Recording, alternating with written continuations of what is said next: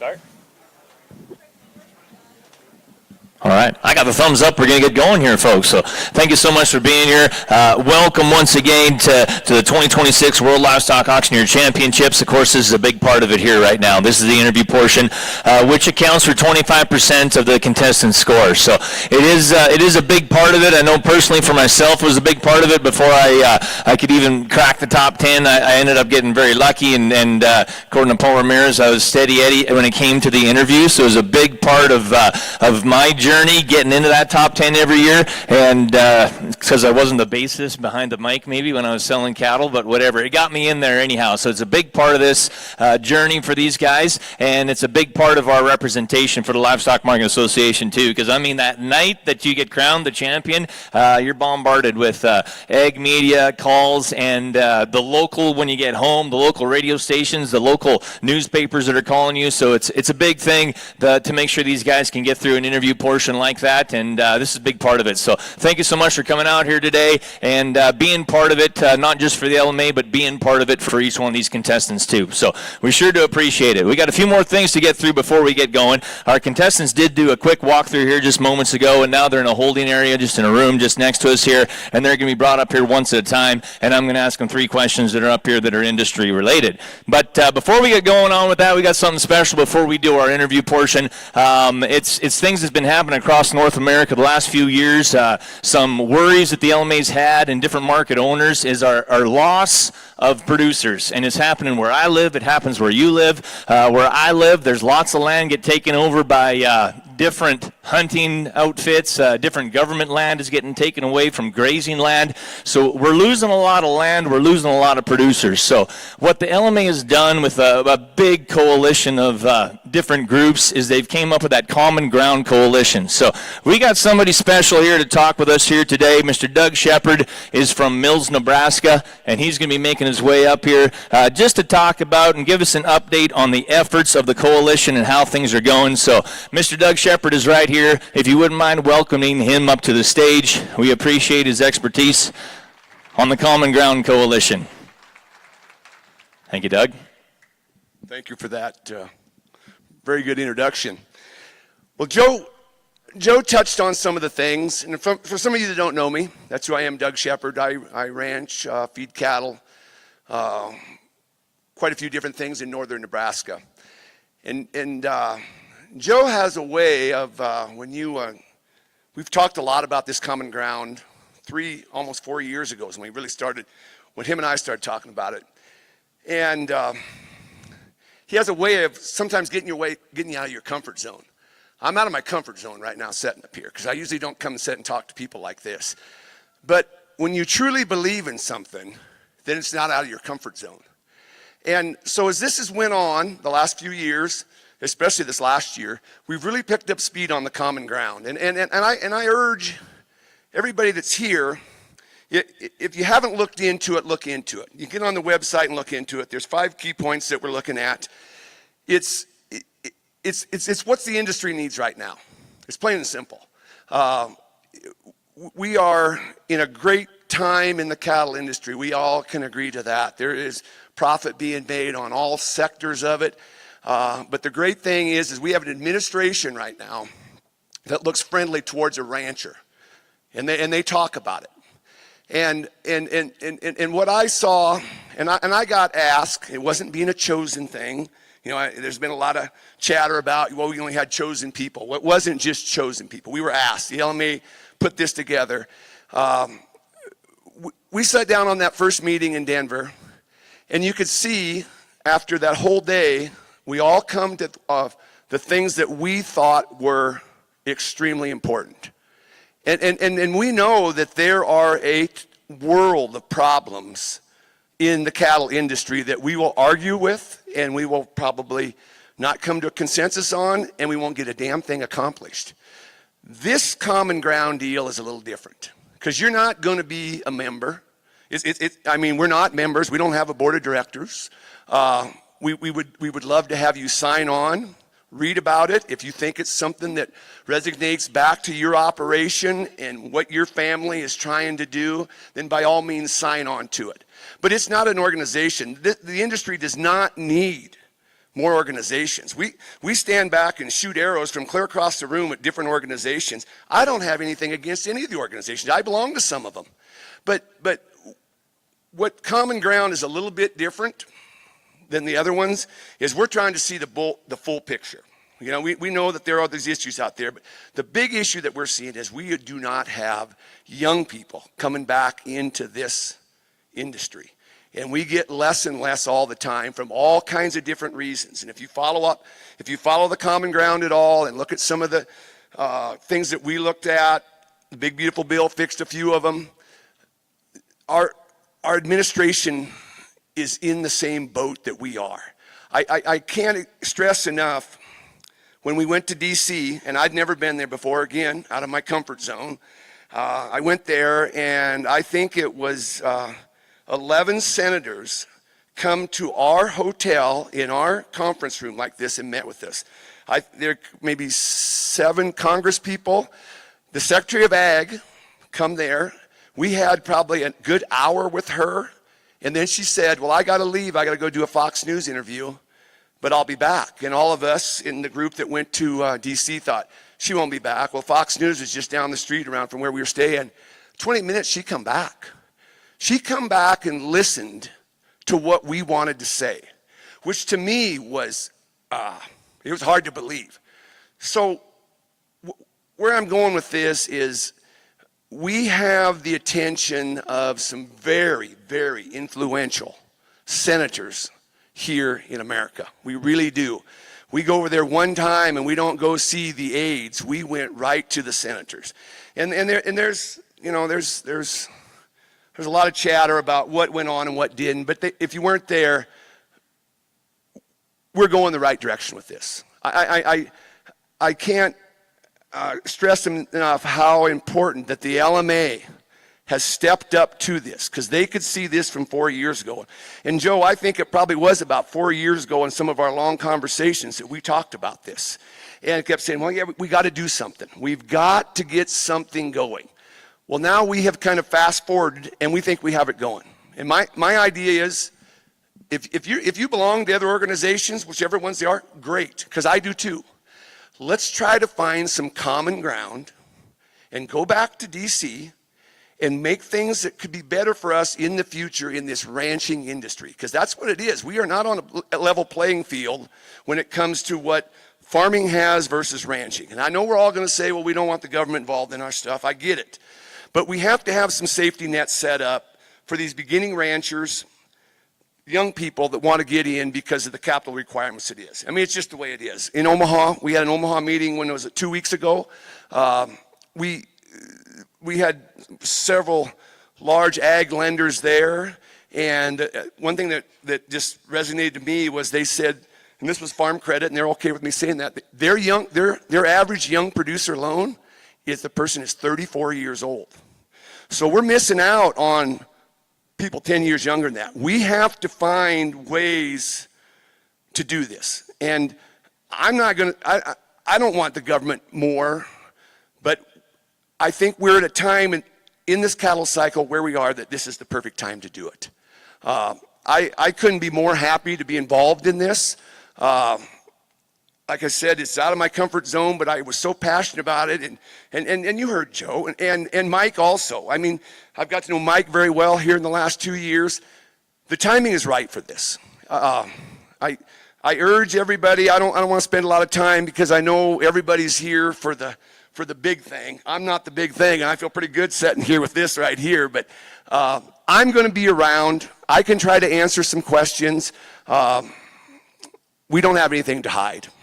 Everybody's kind of watched on social media a little bit and said, oh, we're trying to hide some things. We're not hiding anything. We are as transparent as glass right now. This is what we're asking for. The reason we didn't have great big meetings to start this is because you usually don't accomplish a lot of things in great big meetings. You have people fight over this, that. You spend 2 days doing it, everybody leaves. Well, that was a waste of time. We narrowed it down to a few people, not necessarily any general, just all different sectors across the United States. That's how we come up with what we started. There is a world of work to do out in front of it, But I know there's nobody in here that can say that it'll fix itself. You know, these young people will get started. We're running out of them, folks. And when we were in D.C., that was a big issue that the senators talked about. Senators talked to us about food security. We're in that part. If we learned anything from COVID, we learned that our food isn't as readily available out there as we think. So I urge, even if you have friends that, you know, they're not in ranching, just take a look at Common Ground. I think we can go back to, and I know some of those guys, some of them, I don't know who's all going to go. We're going to go back to D.C. The one thing, and then I'll leave you guys alone because we want to get on to this important stuff, is all the senators and the Secretary of Ag, what they said when we got done was, come to us with, as a full industry, with a certain amount of things, 2, 3, 4 things that you need that is most important. We can work on that. What happens, we come in with 20 different ideas, and they don't know. A lot of them don't know agriculture, and how would they know, right? So I'm going to be around. Reach out to me. There's some other guys that, and gals that were involved in this.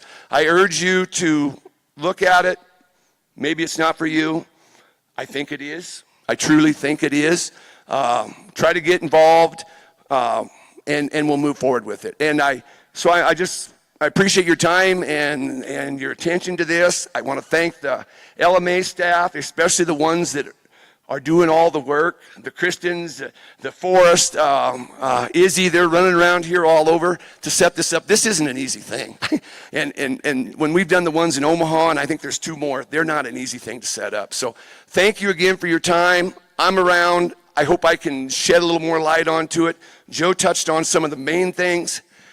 He always does the more professional side of it. I kind of throw the old rancher cattle feeder side of it, kicking the dirt and this kind of stuff. So if you want to talk to me, I'm extremely approachable, and I would like to visit with anybody that wants to visit about it or has questions about it. So thank you. Thank you, Doug. Very well said. You're in your comfort zone here, huh? Yeah, it's a big thing, and the LMA is taking a big step in the right direction. Like he said, they're throwing arrows from 20 different organizations, but to be all one and come with those 2 or 3 or 4 different things that we need to be mentioned, it sure is a big thing, and the LMA is a big part of it. And go ahead and talk to Doug about any questions you have.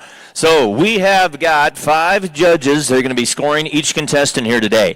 The criteria used are presentation and response with scoreable categories for initial command and introduction, professionalism and poise, body language and eye contact, did the contestant answer the question, substance of answers and knowledge of the industry, articulation, and would this auctioneer make a good marketing ambassador? I also think that criteria might be in those little folders, too, they handed out at the start if you're wondering for that. So our judges for today's interview, very happy to have with us a vast array from around the place. A lot of them are involved in the media, of course. So we'd like to welcome Cheryl DeVeest from the Cattlemen's Beef Board in Morrison, Oklahoma. Cheryl, sitting right over here. Also, yeah, you can give her a round of applause. Thank you, Cheryl. Also, Stephanie Lostavica Marburger. I hope I said that right, Stephanie. From Milano Livestock Exchange in Milano, Texas. Stephanie, right there on the end. Thank you, Stephanie. We also have Steve Sturshey from Sturshey Livestock in Kentucky. I can pick out which one Steve is sitting up here, I think, out of the 5. He's the lone male. Cody Mills, and a local lady from the Cattle Business Weekly in Phillips, South Dakota. And we have Whitney Klasna from the United States Cattlemen Association in Lambert, Montana. Not too far away either. Thank you, Whitney. Thank you to our judges. Now, each one of our semifinalists drew for order of appearance last night at the barbecue, and I will call each one out one at a time to answer the same 3 questions that I ask. At this time, I do ask that all members of the audience please pay respect to the contestants by either turning off your cell phones on silent, and please keep the conversation and noise in the room to a minimum.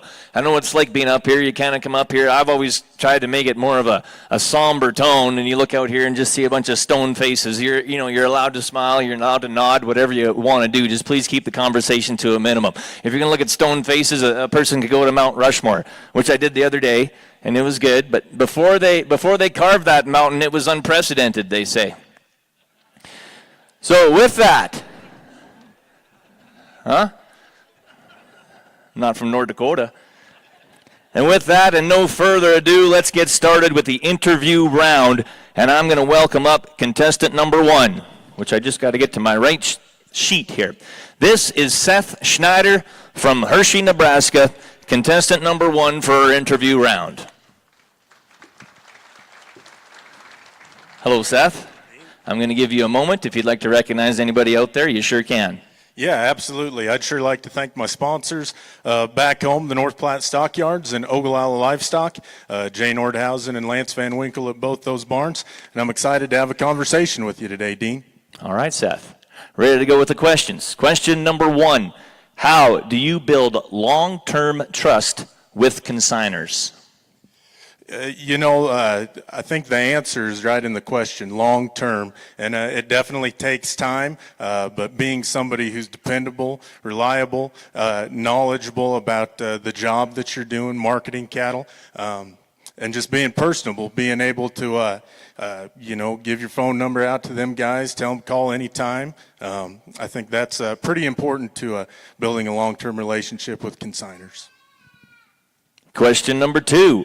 What does it mean to be a leader in the livestock auction industry beyond the auction block? Well, I think being a leader in your community is definitely important. These livestock markets are the center, the hub of a lot of communities. Of course, they bring in a lot of people to the communities, and being out and being a good person in your community, helping with fundraisers and that sort of thing is one way that an auctioneer can certainly help in their community outside of the auction market. Question number 3. How would you explain why livestock auction markets are essential to rural communities? Well, why they're essential to rural communities, I kind of touched on that in the previous answer, but they bring in a lot of business to these rural communities that otherwise, you drive through the country and you see a town that doesn't have a sale barn, and in a lot of places it's there's not much there, maybe just a post office in our country anyways. These towns where there's a livestock market, well, you got a store on the corner that people come to get their supplies when they come to town to sell their cattle. It's a really good thing for these rural communities. Yeah, of course. There's your 3 questions. Thank you, Seth. Thanks, Dean.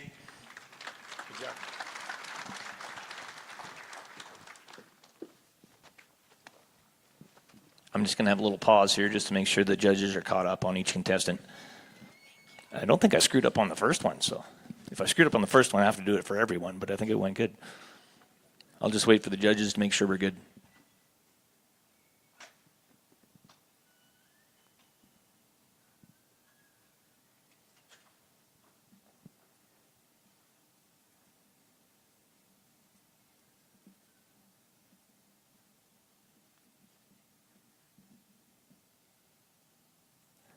Our next contestant is contestant number 2 for our interview round, Brennin Jack from Virden, Manitoba. Hello, Brennin. How are you? Hello, Dean. Very good. Good. I'll give you a moment. If you'd like to thank anybody, you sure can. Yeah, you bet. Well, ladies and gentlemen, good afternoon. I am semifinalist number 2. I would like to thank my sponsors for encouraging me to be here. My friends and family here that made the drive down to be part of this competition. And I really want to thank the outgoing president, Mike Van Manen, the incoming president, Joe Goggins, the board of directors, the WLAC committee, and the entire LMA staff for continuing to commit to this contest to be the number 1 goal in our profession, is to win the World Livestock Auctioneer Championship. To the judges here, I want to thank you for evaluating 31 semifinalists here, and your professionalism is so greatly needed in this part of this contest. If you wouldn't mind, before I start, I want to say a few words about Dean. They say that iron sharpens iron. And for 15 years, I competed side by side with Dean. And Dean, having you as a competitor drove me and pushed me to be a better auctioneer, a better spokesman, and a better person. And for that, I thank you. So let's get at her, buddy. Thank you. All right, question number 1. How do you build long-term trust with consigners? You know, I think trust is just the number one thing you can have, whether it's with buyers or with producers.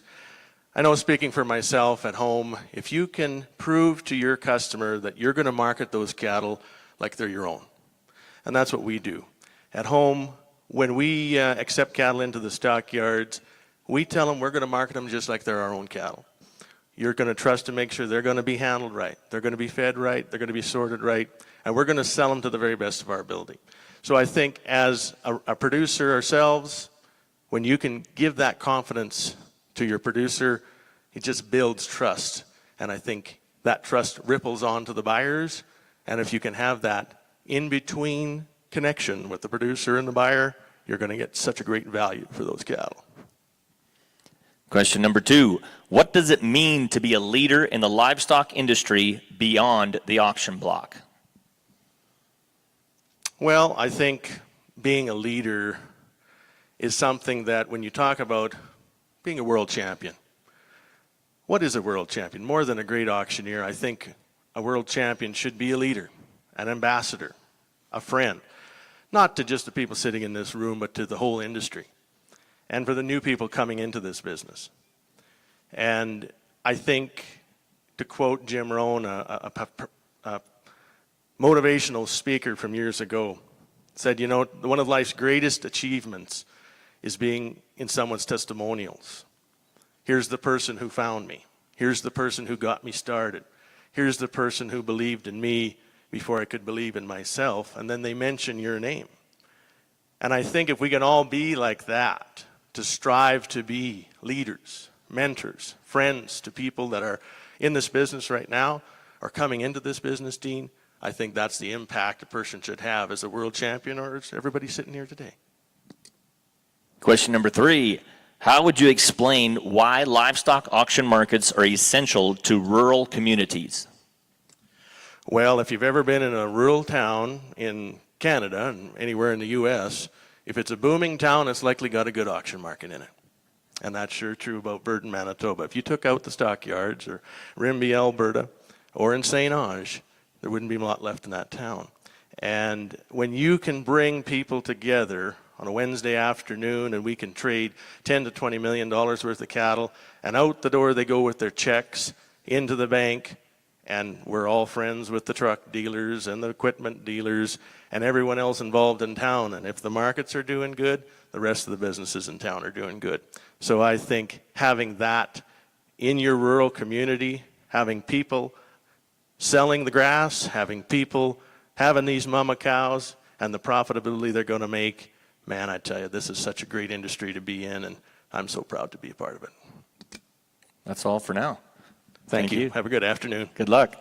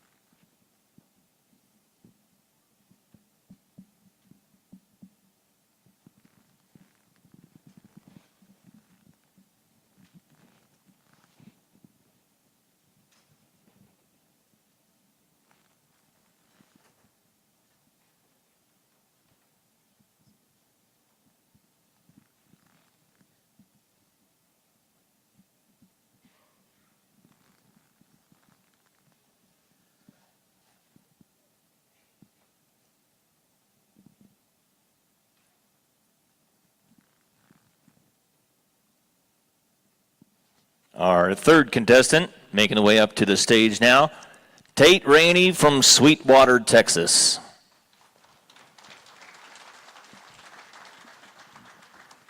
Hello, Tate. How are you? Good. Make yourself at home. Give you a moment if you'd like to thank anybody. You bet. I'd like to thank my sponsors, Big Spring Livestock Auction, Dublin Livestock Auction, Graham Livestock Commission, and Producers Livestock Auction for allowing me to come to work each and every week and do what I enjoy doing. I'd like to thank the producers that let me work every week for them and put everything in my hands. I'd like to thank the LMA for everything they do for the livestock industry. I'd like to thank my family for always being behind me and God. And with that being said, I'm ready for a conversation. All right. Question number 1. How do you build long-term trust with consigners? I think that's a very good question, Dean. I think the way you build long-term trust with consigners is talk to them people, let them know how good their cattle are, help them with vaccination protocol and weaning, and I think let them see what we see on an everyday basis. So. Question number 2. What does it mean to be a leader in the livestock industry beyond the auction block?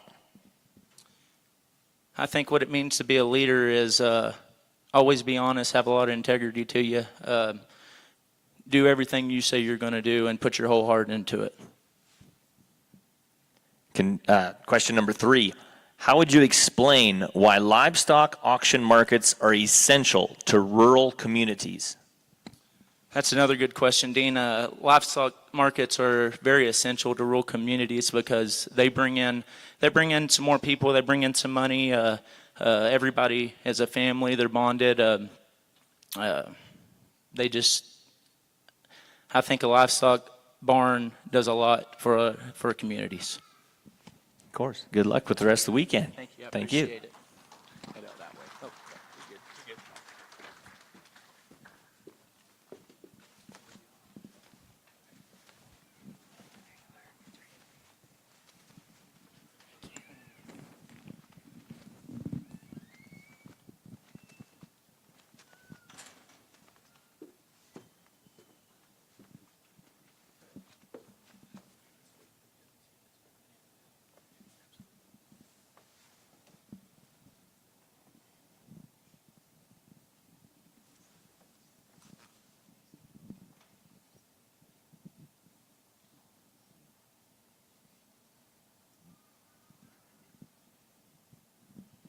Our 4th contestant for today's interview is Christopher Miller from Calhoun, Colorado. Hey, Christopher, thanks for being up here. If you need a moment to thank somebody, you sure can. All right, perfect. Well, thank you guys for all being here first off, and then I'd like to thank my sponsor market, which is Calhoun Auction Market. My grandparents bought it about 40 years ago, so thank you guys, everybody that's involved, employees.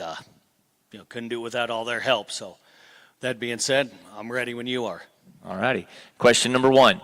How do you build long-term trust with consigners?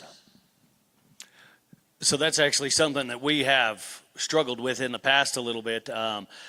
What it comes right down to, what I see on my side of it is the honesty, back to them. And sometimes it's got to be a little bit of brutal honesty. Sometimes you have to tell them, if things aren't working, what you're seeing from your side. And then, of course, what I try to do is go talk to the buyers. What are they liking? What are they looking for? And when you can take that back to them and present that to your consigners, and then they can see that work or move forward through it, then I think that helps gain that trust back into you by saying he put the work in, went and did things, and here we're now seeing a better product, a better end result. So that's what we're doing on our side. Question number 2. What does it mean to be a leader in the livestock auction industry beyond the auction block?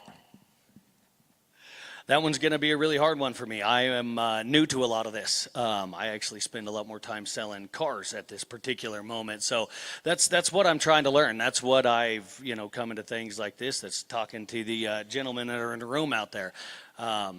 And doing things like that. But a leadership outside of the auction block would be, I'm going to tie it back into my first one a little bit, is going above and beyond, going and talking to your buyers, doing things like that, trying to promote your markets, and then, of course, try to do everything that you can in your right way by not, talking bad about others. There's always competition. So just showing people that you are willing to do what it is that you say and hopefully move forward. And then, if I got something else out there, hopefully I learn it. That's why I'm here.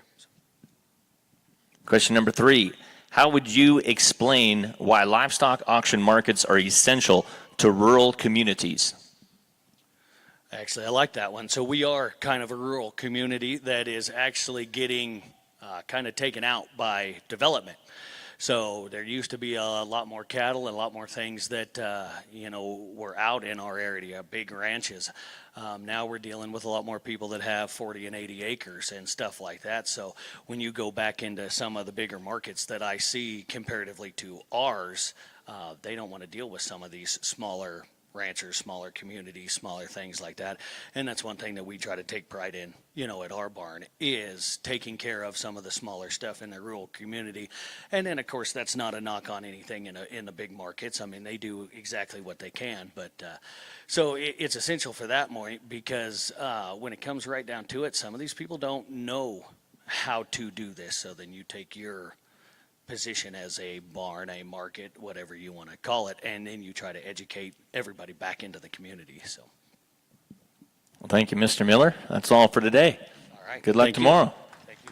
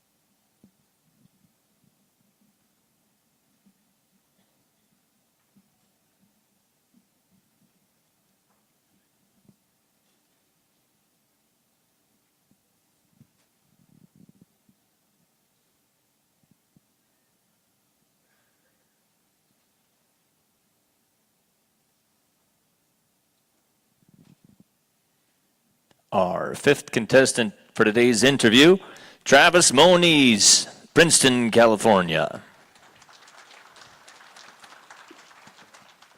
Hey, Travis. Dean, how are you? I'm good. You want to take a moment, thank anybody you want? You sure can. Yeah, I would love to. I'd love to thank Orland Livestock Commission Yard in Orland, California, the Lackway family. If it wasn't for them, I wouldn't be here today. So they're back home supporting me. They're watching me right now. So the Lackway family, thank you guys for everything you've done for me. All right. Question number 1. How do you build long-term trust with consigners? That's a good question, Dean. And the thing I could say is building long-term trust is, making sure that we do the best job that we possibly can as not just livestock auctioneers, but as market owners and everything like that. I would say that making sure that we get the true price discovery value for their livestock, that's their livelihood. That's a one-time-a-year paycheck that they get. And so if we can install trust in them year after year after year of marketing their livestock, I think we will get the most trust out of those consigners and also buyers as well. Question number 2. What does it mean to be a leader in the livestock auction industry beyond the auction block? I think part of being a leader is you're in control and you're in command.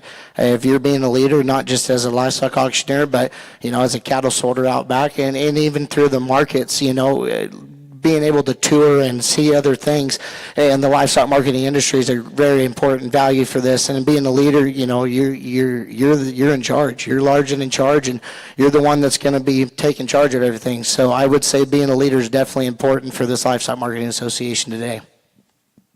Question number 3. How would you explain why livestock auction markets are essential to rural communities? They're the backbone of America. That's simple. It's simple to say it. If it wasn't for livestock markets, there's not a better way to market any livestock. I think the live auction method and marketing method is the best way to merchandise our livestock. I would say that it's the backbone of America. It's discovering true price discovery, and as long as we can help our customers out, I'm pretty sure that the livestock marketing and the live marketing way method is going to be around for a very long time. Thanks, Travis. Good job. Good luck tomorrow.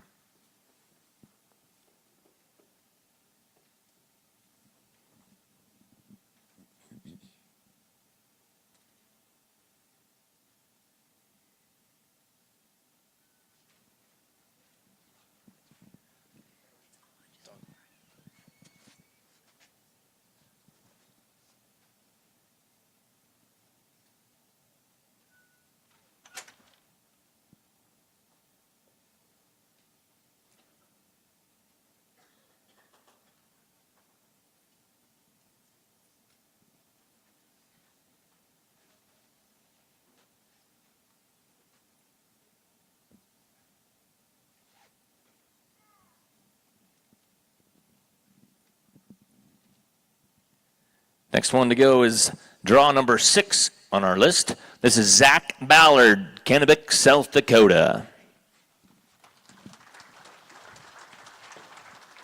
Hey, Zach.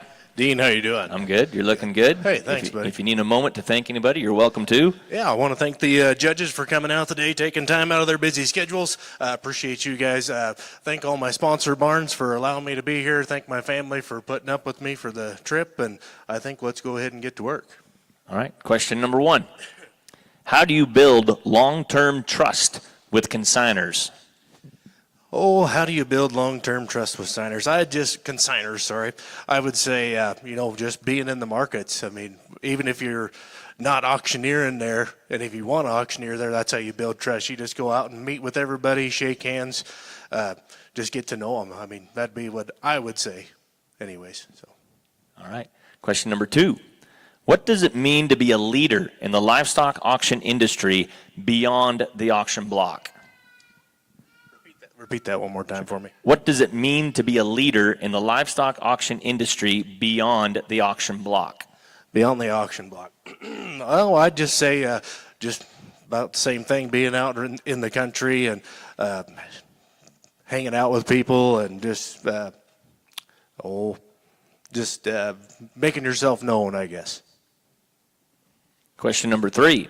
How would you explain why livestock auction markets are essential to rural communities? They just bring a lot of business into town. I mean, you got them consigners that only come to town, once or twice a month, and that's where they get their groceries, and that's where they're buying gas and stopping at the co-op and getting feed while they're in town. And it's just a great little community spot, and just brings a lot of people into town. So that's all I've got for you. That's it? Yeah. All right. Thank you. Have a good one tomorrow.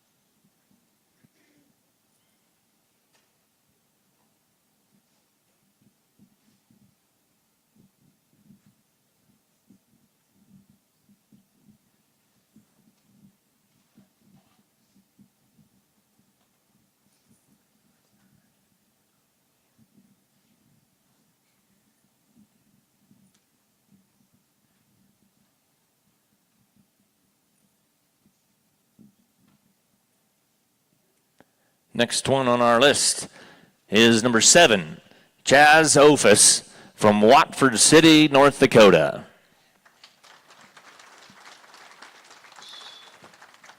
Welcome to the stage, Chaz. Thanks, Dean. If you need a moment to say anything, you're sure welcome to. Absolutely, yeah. I'd just like to take a quick second, thank a few people. I'd like to thank my family, my wife, and my 4 kids that are here with us, taking in everything the Black Hills has to offer and having a great time this week. I'd like to thank my sponsor market, Sydney Livestock Market, Tim and Kristen Larson, and Rod and Joyce Pruitt. Tim Larson's here taking in the convention as well, and appreciate those guys for just giving me the opportunity to sell in their barn every week and represent some of the producers in our area. Lastly, I'd just like to thank the LMA for a great contest, and Mr. The St. Ange Livestock there for hosting the sale tomorrow. They've been doing a great job, Justin Tupper and his crew. So that being said, let's have a conversation. All right. Question number 1. How do you build long-term trust with consigners? I think you build long-term trust with consigners by just doing the very best job you can for them each and every time they bring their cattle to town. Representing them to the best of our ability, and then also just trying to help your consigners, give them as much advice as we can with what the buyers are looking for, as far as shots and weanings and vaccinations, things like that. Just trying to have them as prepared as they can with their cattle, and us as prepared as we can to represent them as well as we can. Question number 2. What does it mean to be a leader in the livestock industry beyond the auction block? Well, that's a great question. Being a leader in the livestock industry beyond the auction block, is just taking into consideration so much more than just the cattle that show up at the sale barn every day, or our job from week to week there. It's all the other issues that the livestock industry is facing, all these producers are facing, getting cattle or the herds are at an all-time low since like the 50s. And so, problems like new producers being able to get on the ground and find the capital and fight high interest rates and high input costs and everything like that. I feel like there's a lot of challenges, but just stepping away from just selling cattle and trying to look at more than that and try to do our part however we can to help out the industry, I guess. Question number 3. How would you explain why livestock auction markets are essential to rural communities? I feel like livestock auction markets are super essential to rural communities.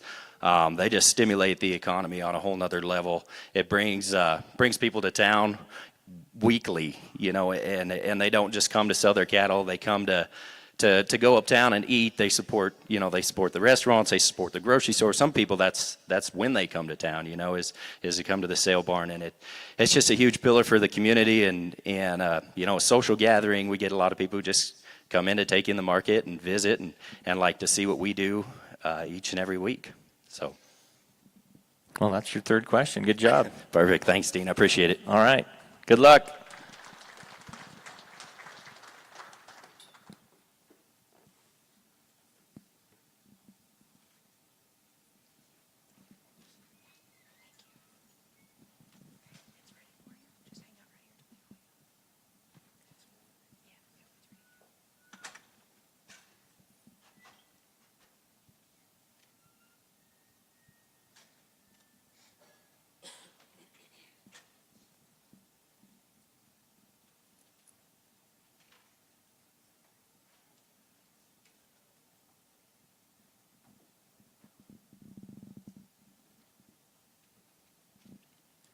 Next contestants I'm going to call to stage is contestant number 8, Takoda Kiser, Leon, West Virginia.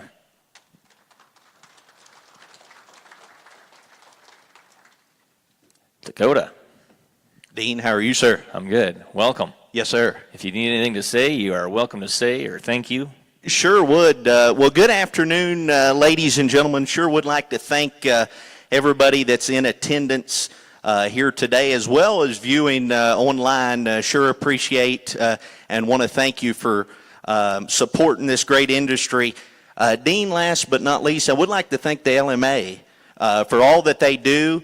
It's more like a family, it seems like to me, a network of individuals who are deeply passionate about the livestock industry and work countless hours to support livestock producers and livestock markets all across the country. So I do want to thank them. All righty. Question number 1. How do you build long-term trust with consigners? That's a really good question, Dean.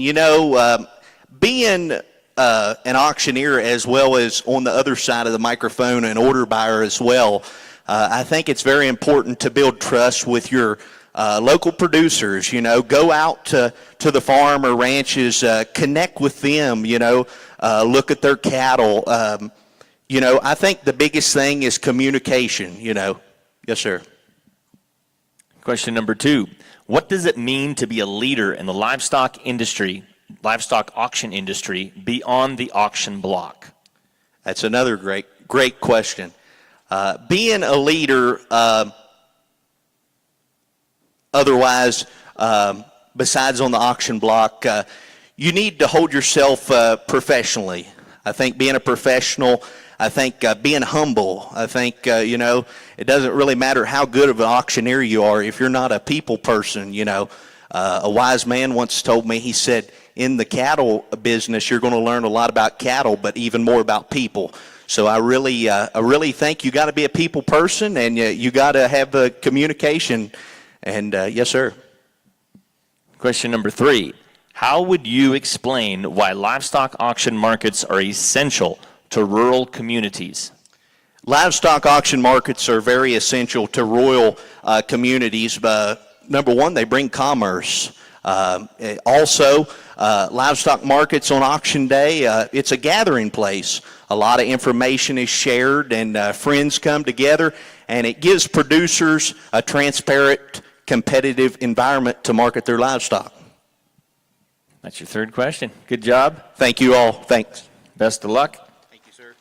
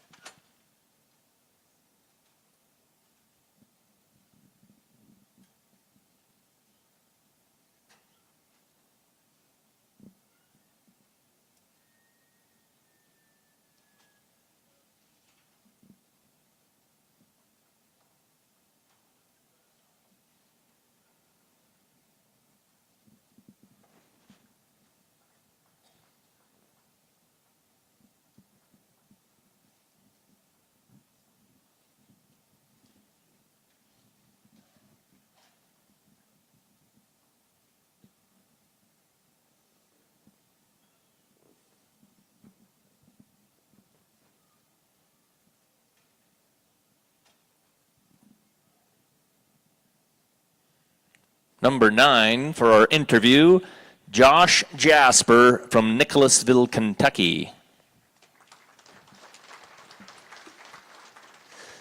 Welcome Hello, to the stage. champ. Hello. Mr. Dean, If you hanging need a, in there? I'm good. Yes, sir. You need a moment, you can thank whoever you'd like. You betcha. Well, folks, it's indeed a pleasure to be here, guys. Super exciting event. Shout out to the LMA for putting on such a wonderful event, and of course thank my sponsors for allowing me to do what I love, the auctioneer, and sending me out here. So it's just been a wonderful week so far, and looking forward to at least tomorrow, and all that good stuff still yet to come. But my family's back there. Appreciate them being here. Of course, judges, thank you all for taking time out of your schedule and evaluating us on our interviews today. Of course, a pleasure. And how's everybody else doing here today? Everybody enjoying the week pretty good? All right, get a little involvement there. That's kind of a weak little clap, but I'll take it. There's a few people back there. But again, thank you all. And Dean, I'm ready for my first question, buddy. All right. Question number 1. How do you build long-term trust with consigners?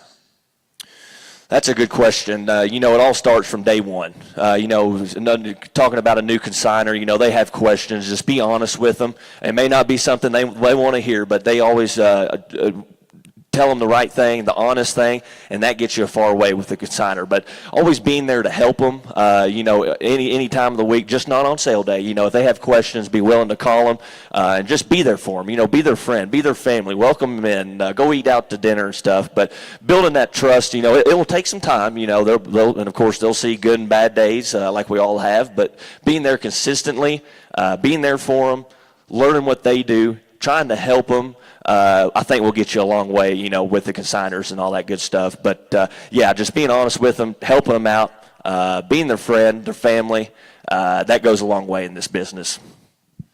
Question number 2. What does it mean to be a leader in the livestock auction industry beyond the auction block? Yeah, so being a leader, like, kind of like I just said, it's getting out there meeting the people. I believe, the actual auctioneering and selling of cattle, that's probably about 70 to 80% of what we do.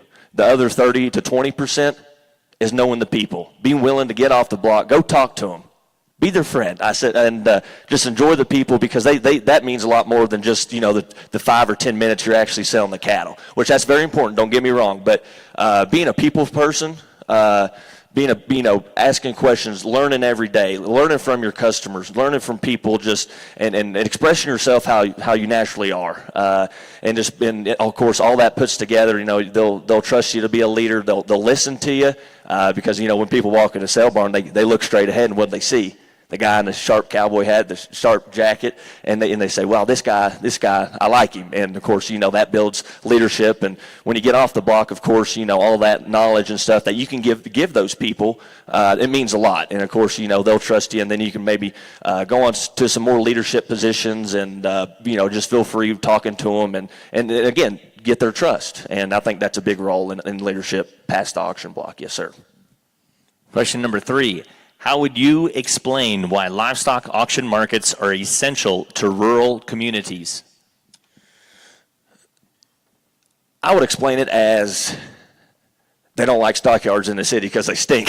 No, but being out in a rural community, there's so much economic value there, and it's just not somewhere to sell your cattle.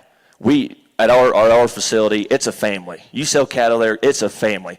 There's young people coming in with their parents, and they're running around and everything. And of course, our yards, we have a learning center there, so it's just not people selling cattle. There's 4-H groups comes in, young people, and it's kind of funny. Get little kids up there in elementary school, and they're holding their nose and everything like that. But they remember that. And it's just not a place to sell cattle. It's a family, and, going back to the little kids sitting there with their grandparents, their parents, watching their cattle sell, it brings me back to how I got started. My grandfather, I'd skip school sometimes, but don't tell the teachers, but, snow days and stuff like that. I'd get to ride with him, and that's how I got my start. And it's a learning center. It's a hospitable place. Go there, get lunch off of sale day. It's a meeting place for so many different people in rural America, and it's also a travel place, a destination. You get somebody from the city. Well, I'd like to maybe go see that. Let's go get lunch, and then next thing they're learning about the cattle business, how we do things, and of course that goes down the line, snowballs, and where they know the beef is coming from. But I guess all that boils up, the rural communities, and it's wonderful that we have those in those rural communities. Thank you, Josh. Yes, sir. Thank you, Dean. Good job. It was Good a luck. pleasure. Hope you guys enjoy the conference like I have. Again, Josh Jasper, contestant number 9. Thank you all.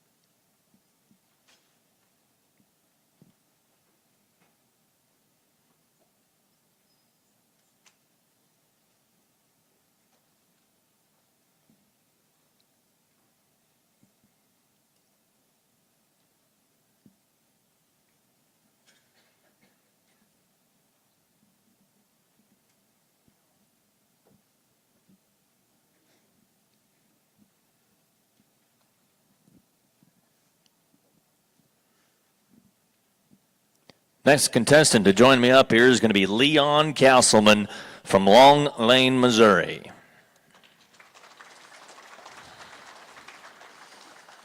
Hey, Leon. Hey, Dean. Glad to have you up here. Glad to be here. Give you a moment. If you want to thank somebody, you're welcome to. All right, thank you. Yes, ladies and gentlemen, thank you all for coming out. Judges, thanks for taking your time out of the day to be here. I would like to thank my family and my friends for being able to be here with me. Thank my sponsors, which is my family-owned market, Buffalo Livestock Market, for being here. And it's just a pleasure to be here today. I guess you got some questions for me. Question number 1, coming right up. How do you build long-term trust with consigners? That's something that I take very much pride in with my consigners. Long-time trust. We have reputation customers that come to us yearly, and you can just kind of count on them. The new ones I get, I try to instill in them that the trust that a cake can have in me. I show them what I'm capable to do. I take care of their livestock. I make them feel comfortable when they come to my market. I show them that we got the buyer attendants to take care of their cattle, their livestock. We sell sheep and goats too, whatever they have. I just try to make them feel at home. I want them to feel welcome when they come to my market. I want them to feel like they are, you know, their 5 head is worth just as much as the next guy's 500. I want them to be comfortable and be at home when they're here. So that's what I do. I try to just put a little personableness into it. Number 2, what does it mean to be a leader in the livestock auction industry beyond the auction block? I think that's very important. There's a lot of integrity involved in being a leader in the livestock industry. I think if you've got a trust and an integrity, I always want to be one of them people when I go somewhere, I want them to say, well, there's Leon Caselman, you know, that's a pretty good guy, you know, he's honorable, you know, he's honest. I think that's a big thing when you're working with your customers, whether they're buyers buying at your market, whether it's a feedlot that you send cattle to. It's not just right there on the auction block. We do business with some big companies. We do some business with some farmer people. But I think integrity and trust, you know, and just be a good person, be honest, and be personable when you're seen in public. Not just sale day, you know, not just make you feel like, hey, you're in my driveway, you're giving me commission. You're important to me today. I want you to be just as important when I see you in Walmart and we're both buying a jug of milk to take home to our children. I want to stop and talk to you. If you want to talk to me for 10 minutes or 20 minutes, I've got all day. I think that's important. I really do. Question number 3. How would you explain why livestock auction markets are essential to rural communities? That is something that is very near and dear to my heart. We've got our community there of Buffalo, Missouri. Just take, for instance, you can sit there on any given sale day. If we're having a special cow sale on a Tuesday night, a sheep and goat sale on a Tuesday night, or every Saturday. And you go uptown, which of course I don't get to leave much, but if you have to run uptown and get something, you go by the Walmart, there'll be 2 or 3 trucks and trailers sitting there. You go to the gas station, there'll be half a dozen sitting there waiting. You go to a grocery store, that's probably when they do their grocery shopping that week. I think livestock market within a community is so very important. And I think any community that has a livestock market around it and works one-on-one with the livestock market, whether it be the feed store, whether it be the bank, whether it be the grocery store, I think it's very, very important also for a community to realize the importance of a livestock market in their community. But I also feel like that's our job to make them businesses realize and feel. I think we need to do business within our community as the livestock market and say, hey, was you busy today? Go to the restaurant once a week, you know, and sit down with your family and eat. And hey, was you busy Tuesday night? We had a special cow, so I'm just kind of curious, you know, and just kind of get that one-on-one. That way they know that you care, that their business is thriving, and therefore when them people come in to buy their gas or go buy their groceries, you know, they care then. Hey, you been out to the sale barn, you know. So I think it's very important. Good job. That's all I got for you. Hey, all right, Dean, thank you. Thanks, Leon. Ladies and gentlemen, thank you. I'm Leon, contestant number 10.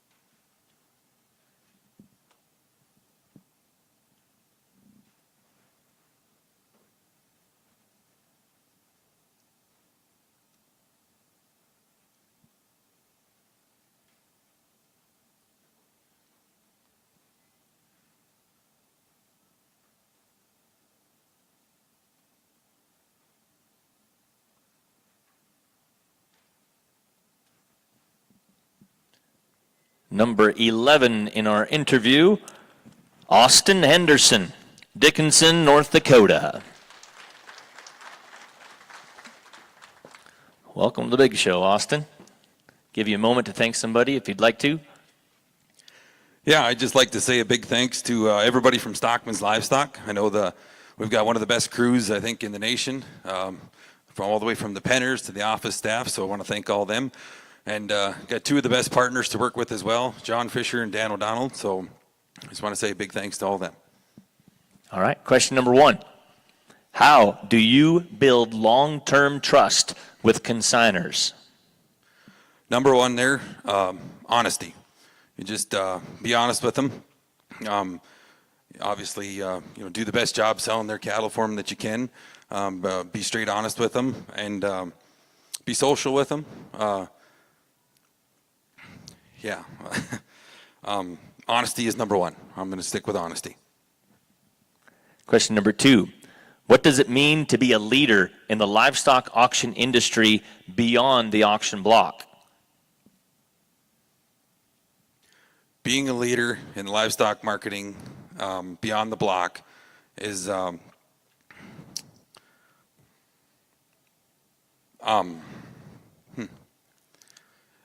just helping producers to make themselves better, to make better cattle, whether it be vaccinations or whatnot, to be a leader in the livestock marketing industry, helping producers be better, to be more profitable. Third question. How would you explain why livestock auction markets are essential to rural communities? They're huge, all the way from the people that put gas in their pickup at the gas station or, buy a horse trailer, keep that money in circulation within the community.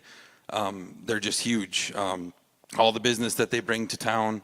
Like I said, we have several businesses that we support too.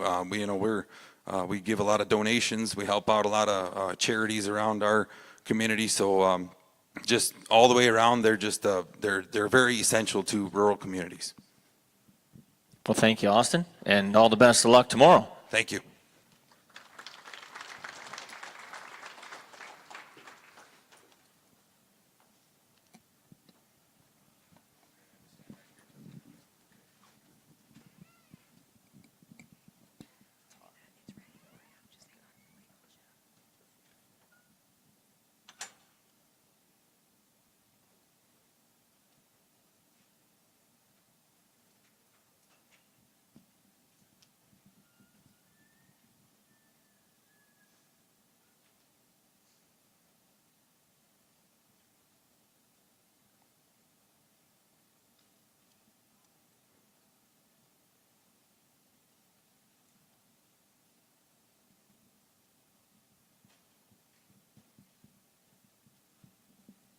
Next one to make the way up here is contestant number 12, Ethan Schuette, Washington, Kansas.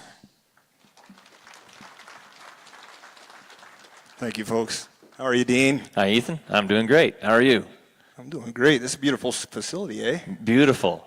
You have a moment to thank anybody, you sure can take advantage of that. Absolutely. I appreciate the opportunity to do that, Dean. There's a lot to be thankful for in this business. As it's been mentioned this week, and we mention all the time, it's one great big family, Dean. And that being said, I've got my family here with me this week. My beautiful wife, she gets all the kudos this week, wrangling the three little Indians that we brought with us. But appreciate them being with us. Appreciate my sponsors back home, my four markets that I sell weekly, and a couple that I help out from time to time. But most importantly, I want to say thank you to the producers that support those livestock markets and bring their stock to put through that sale ring weekly. And trust me, with their livelihood, without you folks, none of us would be in this business. So thank you, fine folks. Glad to be here, Dean. All right. First question. How do you build long-term trust with consigners? Long-term trust is what this industry is built on. It starts with your first point of contact and continued contact week after week, building a relationship on integrity, honesty, and genuine care, that you have a deep passion for that individual's livelihood, for their family and their well-being. The longevity of their business as well as your own is where that leads to, Dean. Appreciate that question. Question number 2. What does it mean to be a leader in the livestock auction industry beyond the auction block? You know, Dean, I'd say you're a shining example of that as our reigning champion. But to be a leader in this industry outside of the auction block, it goes down to when you put your boots on in the morning. What you do on a daily basis, being a champion outside of the business, being a father first is probably the most important thing in my life, is being a father and being a husband first, and taking care of the little things and doing the little things right, and the big things kind of click into place for you if you just do the small things the way they ought to be done. Third question. How would you explain why livestock auction markets are essential to rural communities? You know, where I'm from, Dean, you throw a rock any direction and hit a sale barn. And, you know, a lot of smaller livestock markets right around me, 30 minutes any direction. Actually, right there where I'm from in a little town of Washington, Kansas. But that speaks volumes to just how important those markets are to those small communities. Those markets bring in commerce not only on sale day, but every day of the week there's somebody at those markets. Like we talked to Ophus professionals this morning, and it's a week-long job. And for a lot of people that work in those businesses, it is a week-long job, but bringing extra commerce into town, for one, and for two, these markets are always at the forefront. Anytime a need arises in the community, a fundraiser, a benefit, 4-H auctions, things of the like, these livestock markets are oftentimes the first name that you see pop up, and you know, the first to be there and the last to leave. But very important to rural communities across the United States. Well, thank you, Ethan. Good job. Thank you, Dean. Good luck God the rest bless you. of the way. Judges, thank you all.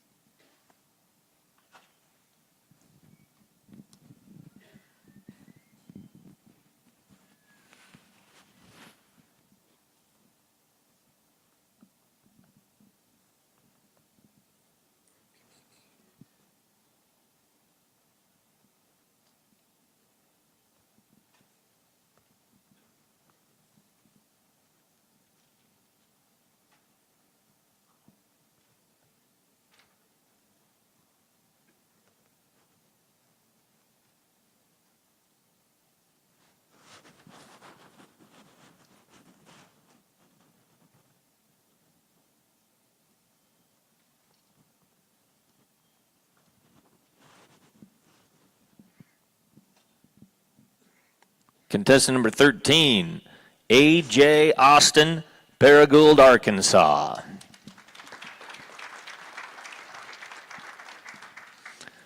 Welcome up here, A.J. Well, hello, Dean.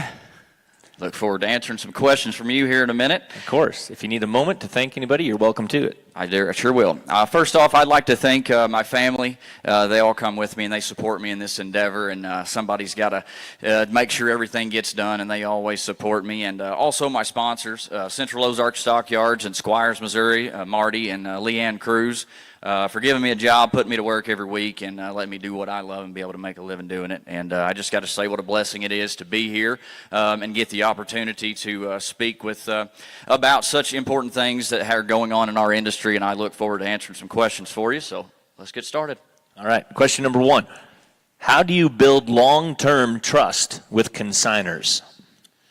Oh, well, that's such an interesting and deep question. How do you build trust, long-term trust? I think it's just abiding by the standards that we in this industry normally carry with us is, integrity, honesty, and it's the continuing to do that and never wavering from, your word is your word.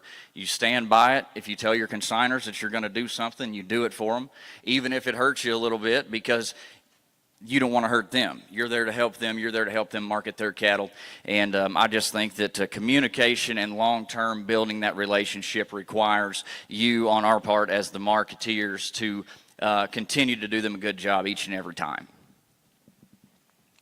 What does it mean to be a leader in the livestock auction industry beyond the auction block?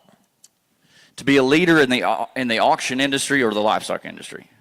Livestock auction industry. Livestock auction industry. Outside of the auction block is where, for me, is where the most interesting stuff happens. The fun stuff happens sitting on the block doing what we love. But the interesting stuff is because when we get off that block, we still have consigners that are wanting to sell cattle next week or the month after. And we have the consigners that we just sold the cattle for. And ranch visits are a big thing, farm visits, going out and just being available as a ambassador to each and every farmer that you represent and help them sell their cattle. How would you explain why livestock auction markets are essential to rural communities? Well, I think that's pretty obvious. It speaks for itself. You drive up the road here to St. Ange and you look and you've got a bar and you've got a sale barn. And then you've got some houses, and it's the same way across the United States. If you get out of the metropolitan area and you get out into the communities, you look everywhere there is a sale barn, it is the anchor of that community. A livestock auction anchors that community. It gives all of the people within miles and miles around an opportunity to do what they love, raise cattle, and have a place to sell them. And then every other business and every school and everything, you always see the livestock market as the sponsor, as the benefit, as the one that's helping, as the one that's sponsoring each and every event. In my opinion, which I may be a little biased for the livestock auction market, but I think that the livestock market and the the auction method of marketing is what continues to allow people for the economy, for every city that has a sale barn. I think it's the anchor that holds it down. Thank you, AJ. Very good job. job. I enjoyed it. All the best this weekend. Yes, sir. Ladies and gentlemen, thank you for your time.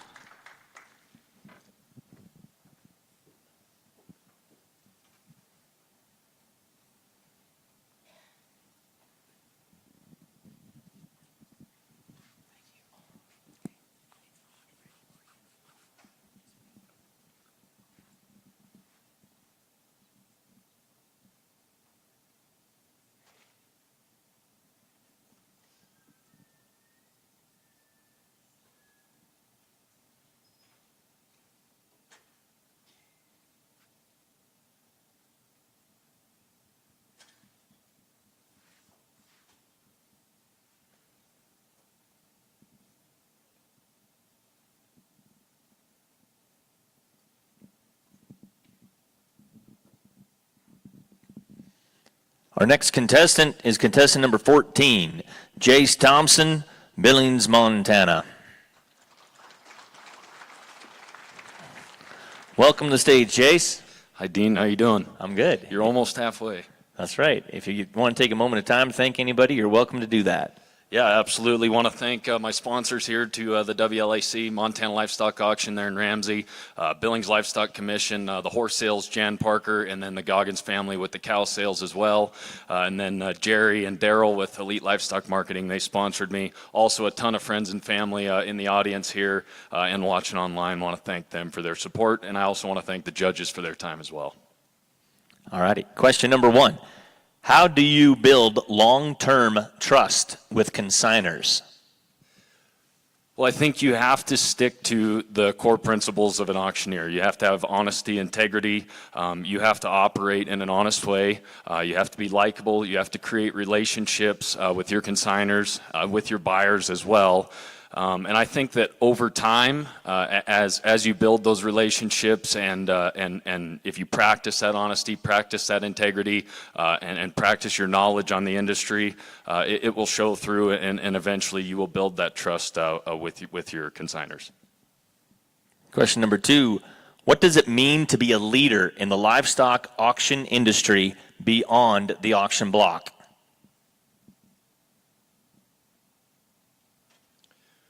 Well, I think that there's a handful of different ways. I would say the first thing that would come to mind for me would be we have an extreme need right now in the business for young people to get involved. And I think that I see that as my biggest opportunity to be a leader, and that's with my age group. People, my whole generation, really. And I can create some enthusiasm with people and some knowledge towards the industry and the opportunities that the industry presents right now with people my age. And there is more opportunity than ever, in my opinion, at this point. So I think aside from being on the auction block, I think just using my knowledge of the industry, my experiences to create some enthusiasm and get some young people involved and grow from there. And then also, I think just working with consigners and buyers and working within the industry, you can eventually develop into a leader through that experience. Number 3, how would you explain why livestock auction markets are essential to rural communities? I think livestock auction markets are essential to rural communities. I would say the biggest thing is because they offer true price discovery for the small farmers and ranchers and those small farming and ranching communities. Those families are integral to rural America. Those families and those kids, even the kids that I went to school with in Billings, which is a big enough city, the kids that were raised on a ranch were raised on a ranch and that were in the agricultural community, they brought such a backbone to our school and the community. So I think that the auction market can provide. The auction market can provide the top dollar for those cattle that day and keep rural America alive, keep those ranches alive, and keep those families thriving. Thanks for being with us today, Jace. Thanks, Dean. Appreciate it. Good luck.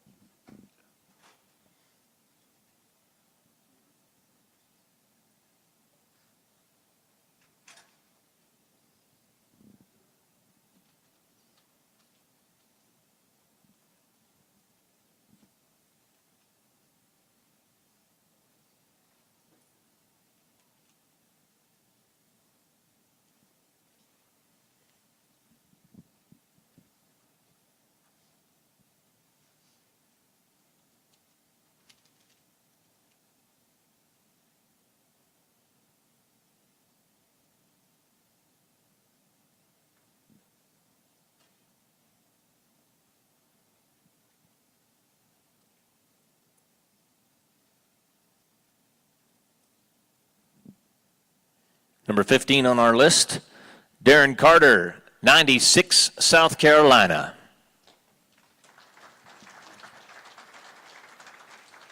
Welcome to the interview, Darren. Thank you, Dean. Always a pleasure. Good to see you. Good to see you. Good to see a lot of familiar faces. Haven't been here in a few years, and it's been great this week catching up with everybody and being back at the annual convention. I always take so much away from it, and I've missed it. It's great to be back. If you don't mind, I'd like to thank a few people before we start. Sorry, Dean. First, my sponsors, Wilkes County Livestock in Washington, Georgia, and Upstate Livestock Exchange in Anderson, South Carolina. I've worked for both of those stockyards for right at 20 years now, and that's a long time to work anywhere. And they're more like family than they are employers. And they mean a lot to me and appreciate what they do for me. And I also like to thank my family for being here. We've made a week out of this.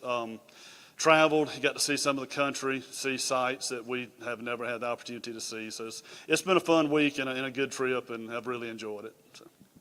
All right, question number 1. How do you build long-term trust with consigners? I think the biggest thing for me, and one thing I'm always been very proud of, is I feel like I work hard for my consigners. I feel like I've built trust with them. I think they know that I go to battle for them every week. I try to educate myself. I try to stay up to date on what's happening. I try to make myself accessible to them, whether by text or by phone call. So they feel like they can reach out to me. They know that I have their best interest at heart. Any advice I can give, whatever I can do to help them, I just like feeling approachable, I think is the best word for it, to them, and accessible. Question number 2. What does it mean to be a leader in the livestock auction industry beyond the auction block? I've spent a lot of years in service to our industry on a local level, whether it was when I was younger, just starting out in being a member of our local cattlemen's association, or as time went on, I served on our state beef council for 17 years, the last 7 as chairman. When I turned out, I was appointed to the state ag commission. I've been there 5 years on the South Carolina Agriculture Commission. There's 13 representatives. I'm the only one that has a livestock background. Everyone else is either row crops, fruits and vegetables, or agribusiness. It means a lot to me. I feel like I have been a voice where I could, and I feel like I have worked for our producers, and I'm really proud of that. Question number 3. How would you explain why livestock auction markets are essential to rural communities? Well, the easy answer is to start with, obviously, on sale day, it's payday. You can convert your animals into cash. But more than that, just the support that the local livestock auctions support to our producers. So it's a trickle down in a way. The LMA provides information to us and to our stockyards, and we in turn pass it down to producers and even the buyers themselves too. So I feel like it's a chain of information. It helps keep our industry strong and viable. And if we all work together from top to bottom, I believe that it really makes us all stronger. Thanks for being up here today, Darren. Thank you, Dean. Thank you for your service this year. Thank you. The peaches are better in South Carolina than they are in Georgia. They are, and there's more of them. There. Too.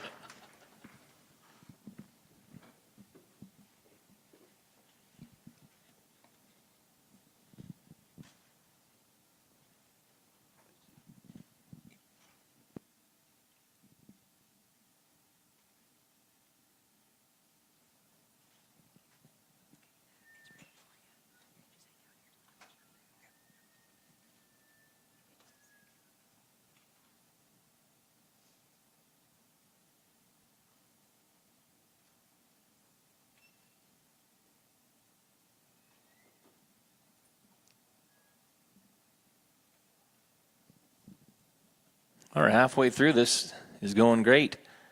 Next one up is going to be number 16. This is Tyler Bell, Anderson, Texas. Hello, Tyler.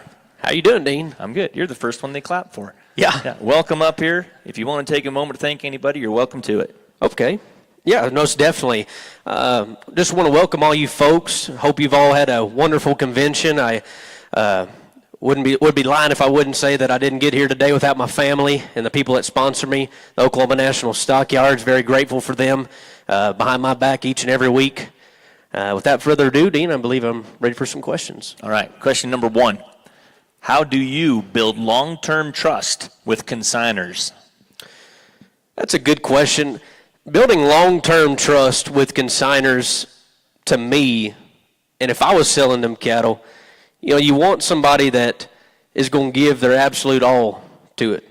Doesn't matter if they're selling, when we start to sell in the fall at 6:30 in the morning or 2 o'clock that morning that next day, when they get that check, they're like, this guy gives 110% at everything he does. And when you sell them cattle, I always try to say, auctioneer told me, look that customer when you get done selling them cattle and say, hey, it was an honor and a pleasure to be able to sell your cattle today, and we thank you very much. And making that customer feel welcome.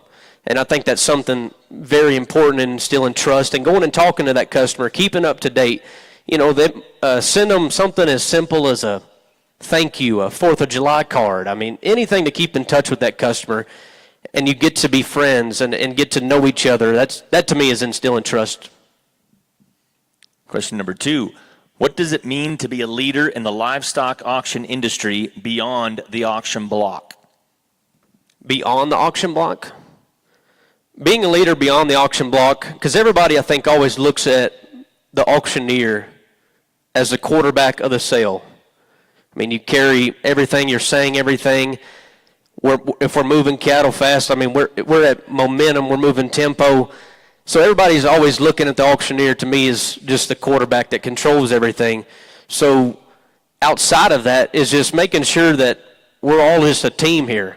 You know, from our guys working out back tagging cattle, our guys sorting cattle, putting that positive mindset into everybody. Hey, I don't know if anybody has told you today, but you've done a great job. We're doing a great job here today, and we're moving cattle, and we're working for that customer and getting true price discovery.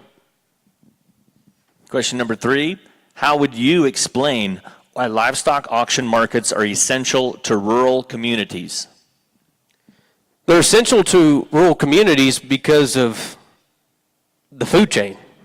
We produce one of the best items there is, protein.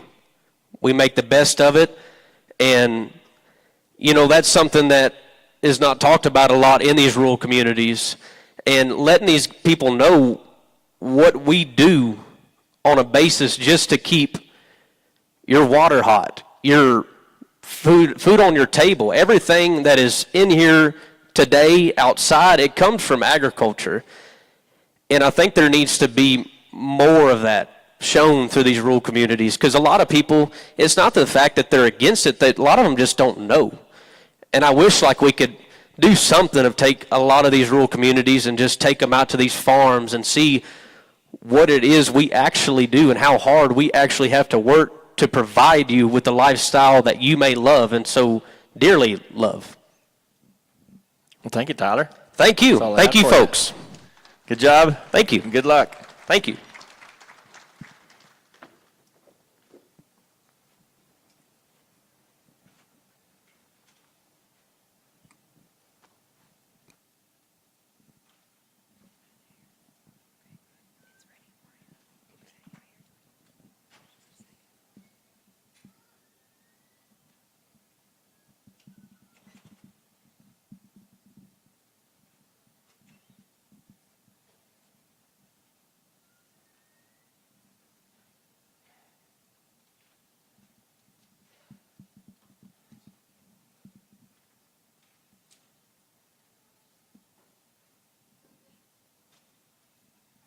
Rolling right along, number 17, Colvin Connell from Willard, New Mexico.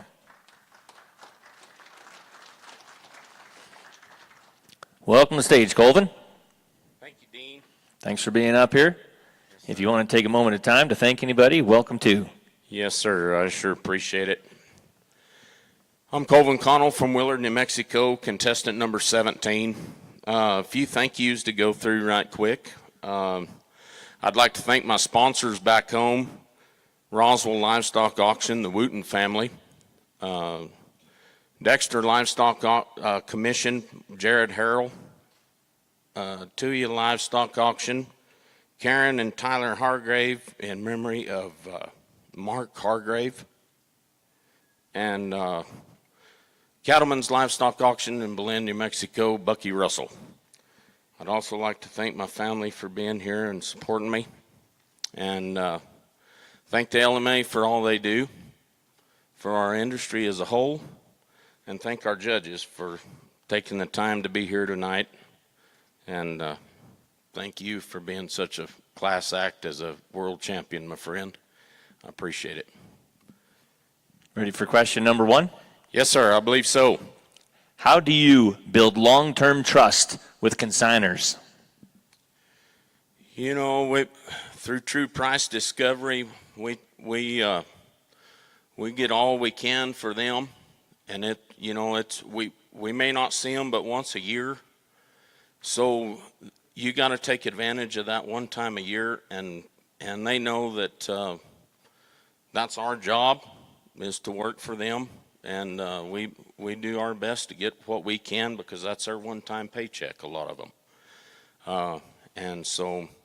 And through the years, you build a rapport with them, and every once in a while they'll call and, hey, how the market is, or, and you kind of give them a little insight on when the market, if it's changed or if it hasn't.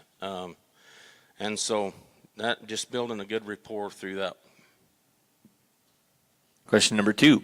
Yes, sir. What does it mean to be a leader in the livestock auction industry beyond the auction block? Oh, good question, Dean. I think you've, outside the auction block, I think you've got to have a lot of integrity, and I think that carries through what we do as professionals, and I believe that you carry that professionalism off the block where you're at. I think that that integrity and professionalism is I believe the main ingredient for that. Yep. Question number 3. How would you explain why livestock auction markets are essential to rural communities? Well, at the end of the day, you know, they bring a lot of business to town. Then people come into town, watch their cattle sell, and then they go and disperse that money into town, and you know, it's kind of a cycle of life. And with these rural communities, a lot of them are drying up, and you know, a lot of them, that's kind of their main source of income, is them people coming in. They come into town, of course, but that one time a year, you know, they're liable to spend a little more, especially with the prices that cattle are bringing. So they might come in, buy them a new trailer, or you know, and so through that, I see that money getting floated around and helping the community quite a bit. So. All right. Thank you for being up here with us today. Colvin Connell, contestant number 17. Thank y'all. Good luck tomorrow. Thank you, sir.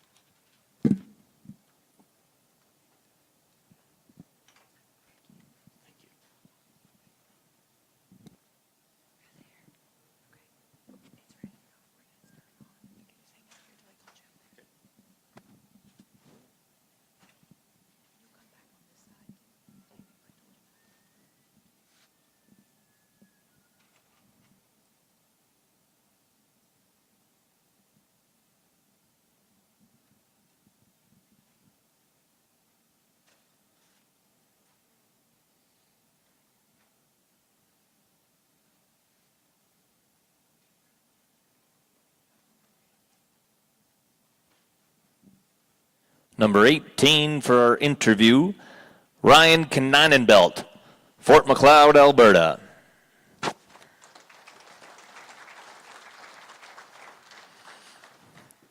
Welcome to the stage, Ryan. Thanks for having me, Dean. Of course, if you want a moment of time to thank anybody, you're welcome to take that moment. You betcha. Well, I'd like just to take a quick moment to thank my sponsors back home, Southern Alberta Livestock Exchange and Cowtown Livestock Exchange, as well as my wife. I'm sure she's in here somewhere, but I don't see her, for making the trip down here. It is indeed a pleasure to be here in South Dakota, and congratulations to the Livestock Marketing Association. I think this is, just hearing the chatter around the rooms, probably one of the most successful conventions that they've had to date, and so congratulations to the staff and everybody involved with that. Question number 1. How do you build long-term trust with consigners? To build long-term trust with consigners, I do believe you need to prove that you have the ability to market their cattle correctly. It's a true price discovery, so every day when you step foot or when you sit down in that auction block, you've got cattle to sell. You're selling these producers' livelihood. And the best that you can do is get the top dollar for them that day. And when you sell these cattle with the top dollar in mind, and you walk up to them producers after the sale and you congratulate them on the sale of their cattle, and they got smiles on their face, you know you did your job. Question number 2. What does it mean to be a leader in the livestock auction industry beyond the auction block? To be a leader in the livestock auction industry, I believe you need to surround yourself with leaders. And that is why it is so important to attend conventions such as the Livestock Marketing Association. The leadership in this organization is absolutely tremendous. What they're doing for the industry, not just livestock marketing, but you got to remember, as auctioneers, as auction market owners and operators, we are the front lines when it comes to producers. We are the first person that they seem to talk to before any of the other organizations, and we build those relationships, and we are the leaders when it comes to marketing their cattle. When they have questions about their cattle, they come to us. How do we improve? And so when you attend different associations such as the Livestock Marketing Association, you can improve your leadership skills and really, again, go back into the first question, gain their trust. Question number 3. How would you explain why livestock auction markets are essential to rural communities? Livestock auction markets generally are in rural communities. And when you gather these cattle into these sales, actually we just recently at home had a meeting with our small town. We're from Fort Macleod, Alberta, just a small town. We had a meeting with the town about our auction market, about what we do every day. And some of the people on the council didn't really understand what we do. And when you sit down and explain to them that these producers bring their cattle to you before the sale, when they drop the cattle off, they're going to go downtown, they're going to fill up their trucks, they're going to stop at the bank, they're going to go over to the grocery store, grab their groceries, drive home. The next day, when you sell their cattle, they're going to come back. They're going to watch their cattle get sold. They're going to take the check that we just gave them, put it back in the bank. Meanwhile, they're thinking, okay, I've got this cash now. I'm going to go pay for this. We're going to go pay for feed. We're going to go shop for a new truck. There's many opportunities in small town, rural towns that we can really help flourish them small towns. And I think it's a real unique opportunity to work with rural communities. Good job, Brian. Thanks for being up here today. Good luck tomorrow. Thank you.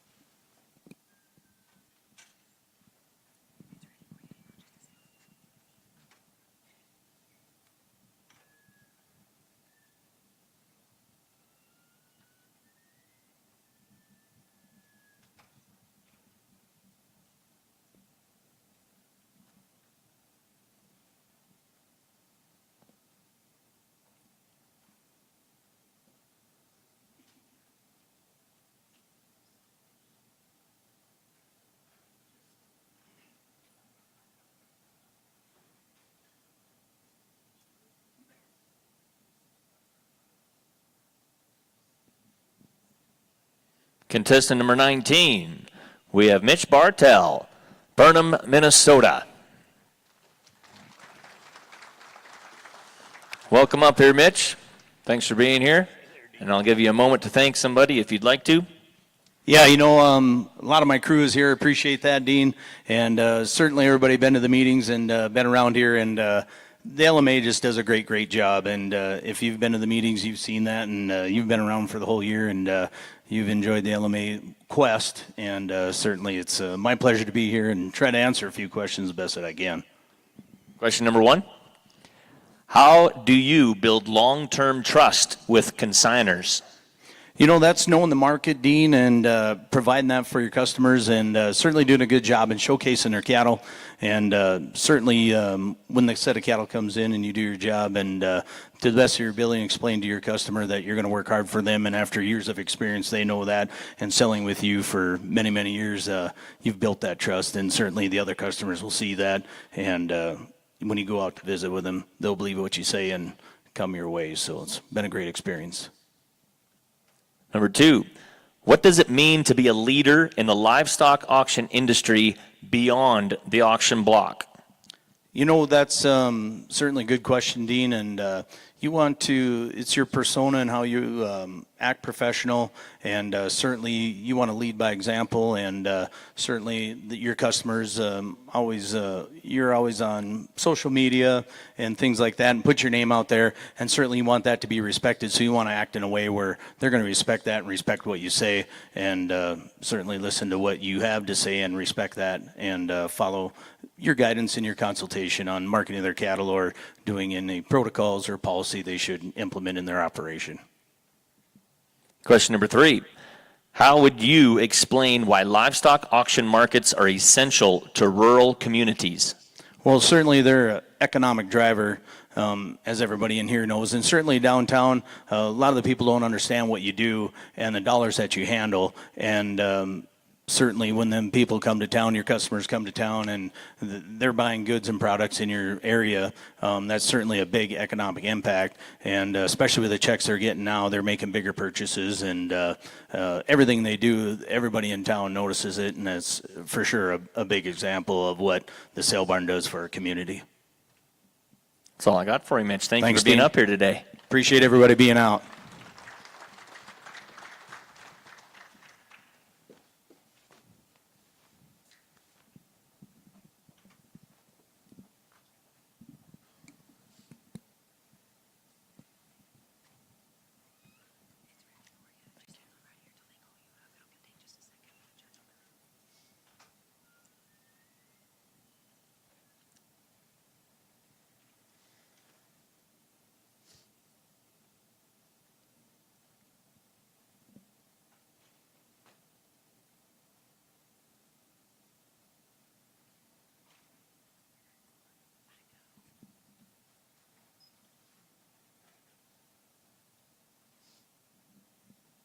Contestant number 20, Tucker Kail, Puryear, Tennessee. Welcome to the stage, Tucker. Thank you, Dean. Thanks for being here. Absolutely. It's and an I'll honor. give you a moment to thank anybody. If you'd like to, you sure can. Absolutely. First and foremost, I'd like to thank Trenton Regional Livestock, Clay and Holland Brewer and Cade. They're here with us, and without them, I wouldn't have this opportunity. My family's here, my wife Nisha, my son Cash, and makes it a very special trip for us. I think we got a little conversation to get to. All right, question number 1. How do you build long-term trust with consigners? You know, that is a great question, and I think the first and foremost thing that comes off that is transparency in our auction business. I feel like the auction method of marketing is the most transparent way to sell any kind of asset, whether it be livestock or anything, but always being truthful and honest with your customer, representing their assets that they work their whole year to sell the day that you work for them, I think is the best way to do that. Yes, sir. Question number 2. What does it mean to be a leader in the livestock auction industry beyond the auction block?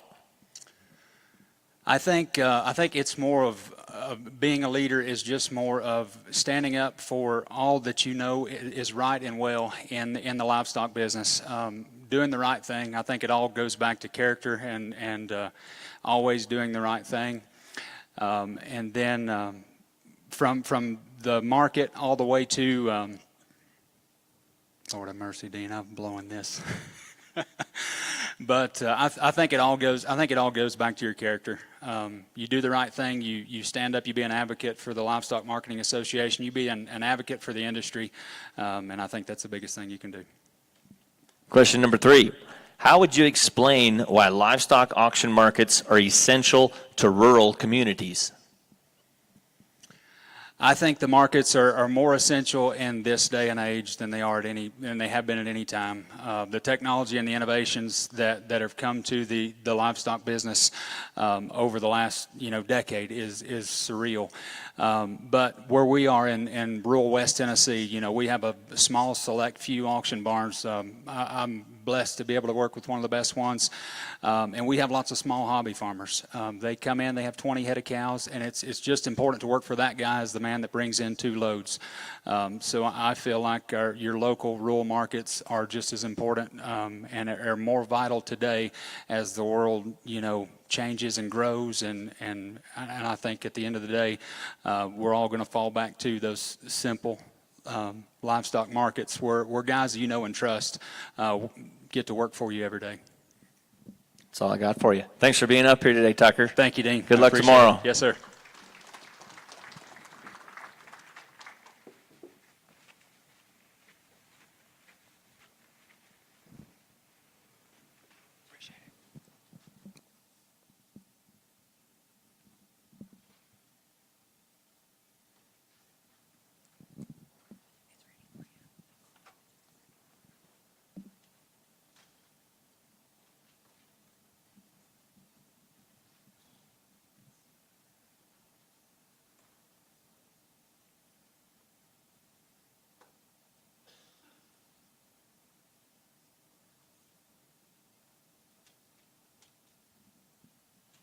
Number 21, Neil Bouray from Weber, Kansas.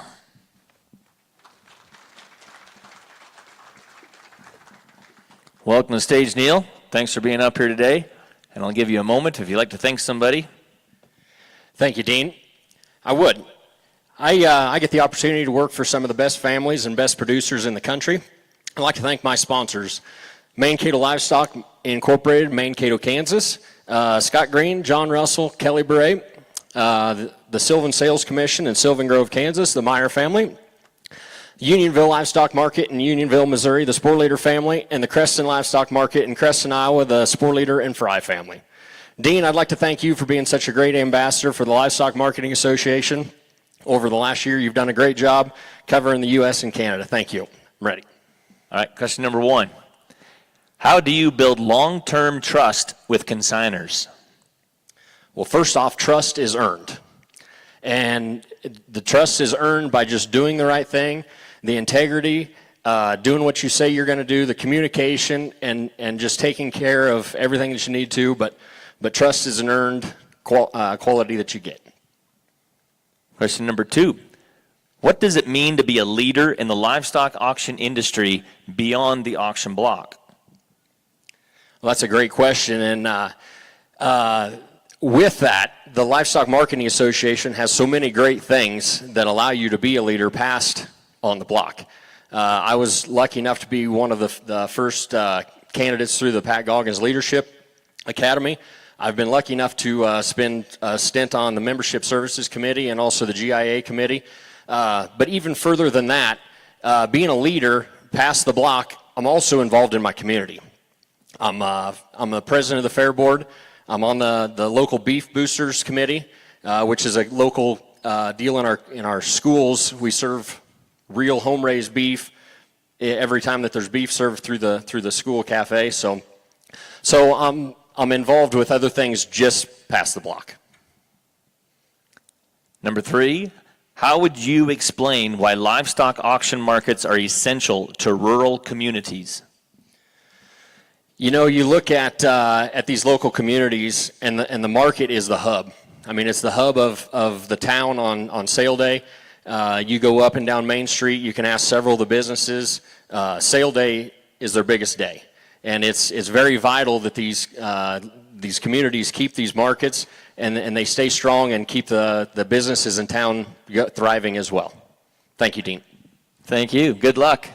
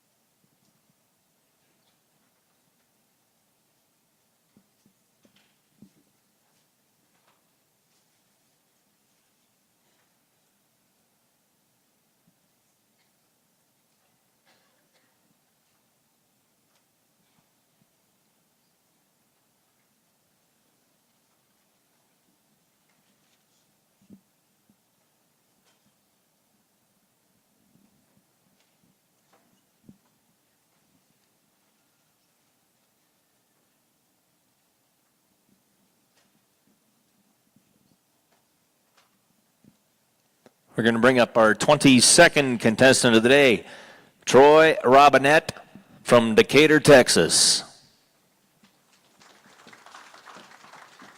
Thanks for being up here, Troy. Hi, Dean. How are you, sir? I'm very good. You can take a moment to thank somebody.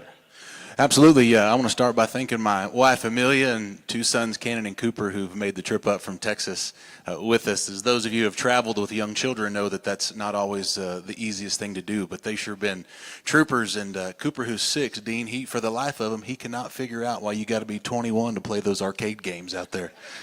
he just doesn't get it. So if you can help me as a dad, you let me know. And last, but I want to thank you because you've been a great champion and a great friend all these years. And you came in January to the Lone Star Open, and it wasn't the best convenient time for you, but you made the trip, and it was an honor for us to host you in Texas. So thank you. Ready for your questions. All right. Question number 1. How do you build long-term trust with consigners? How you build long-term trust is going to be honesty and setting realistic expectations. As we've seen this market continue to climb, sometimes we've had to set some realistic expectations and have some honest, hard conversations with producers. Maybe they see a set of cattle that sell high up here in the North Country, and they automatically think that that's what their cattle are worth. And so to have a tough conversation with them, but an honest conversation about what their cattle are and a realistic expectation. And as the market's been so good, it usually exceeds all expectations. So we're very thankful for that. What does it mean to be a leader in the livestock auction industry beyond the auction block? Beyond the auction block would be a greater impact. You and I know a lot of auctioneers that sound really, really good. But what we remember about them is that the leaders that they are off of the block, the guys that volunteer in their churches, in their communities, they serve on boards, they serve on an association like this one. What we remember about them is the impact that they make off of the auction block, not always the way that they sound on it. Question number 3. How would you explain why livestock auction markets are essential to rural communities? They'd be the hub of commerce. I mean, we live a mile down the road from the market there in Decatur, and the sales on Mondays, so on Saturday and Sunday and Monday, there's a steady stream of trucks and trailers that pass by that market. And I would venture to say probably 80 or 90% of them stop in our community. They buy something, whether it be fuel or a Red Bull or a tire that they've blown out coming to or from. They spend money in our community, which adds to the tax revenue that benefits us as a community. So the auction market is the hub of our community. That's all I got for you. Good job, Troy. Thank you. Appreciate you, friend. Good luck.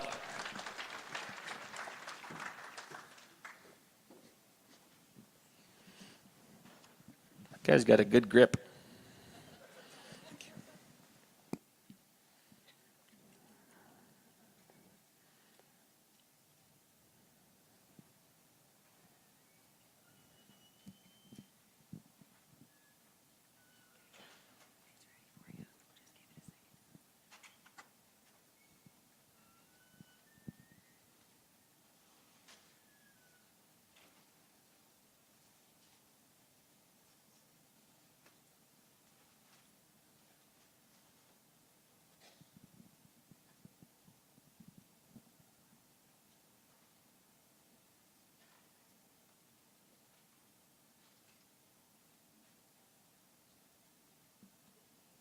Moving right along, contestant number 23, Jerran Miller, Choteau, Oklahoma.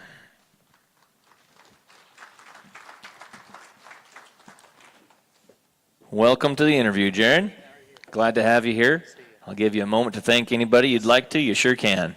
Yes, sir, Dean. Hey, I appreciate that. Everything that you've done this week has been super cool. Ladies and gentlemen, it's been an honor to be here.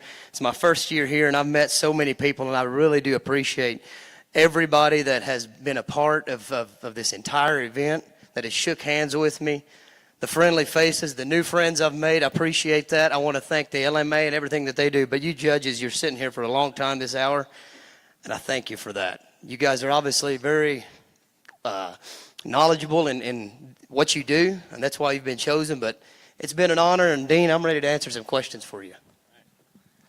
Question number 1. How do you build long-term trust with consigners?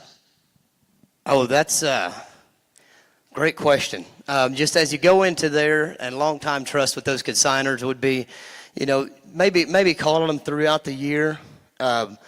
Maybe not every day. They might quit answering your phone calls. But as you go throughout the year, having those conversations and doing visits and, to their houses or just, and after you might market their livestock, just sitting down with them and having good conversations with them. Number 2, what does it mean to be a leader in the livestock auction industry beyond the auction block? Oh, to be a leader, well, we've always got eyes on us, whether it's in the Capitol or wherever, and to be a leader, you know, just to have people looking at you and always trying to be the professional that we need to be. Everybody needs to be a real professional. It means so much just you know, who's coming up behind you, whether it's your children or the neighbor's children or something, to be a leader and to give them something good to look at, something, you know, a good, whether they can come to you for advice or just a good picture to look at. How would you explain why livestock auction markets are essential to rural communities? Oh, as essential as they are, I mean, as people, consigners or producers bring their livestock in, you know, they might stop at, you know, a local gas station or a local diner or somewhere, and what they can do to bring, you know, the flow of money into that community is very, it's very good. It's very viable to that entire community. And how to explain that to somebody, you know, is just you don't know what you're missing out on until you have them, and if you do know what you have them, don't take them for granted. Thank you. Good job. That's all I got for you. Well, thank you, Dean. It's been a pleasure. Ladies and gentlemen, I appreciate it. It's been an honor. If I haven't met you yet, I sure do look forward to still meeting you. Thank you.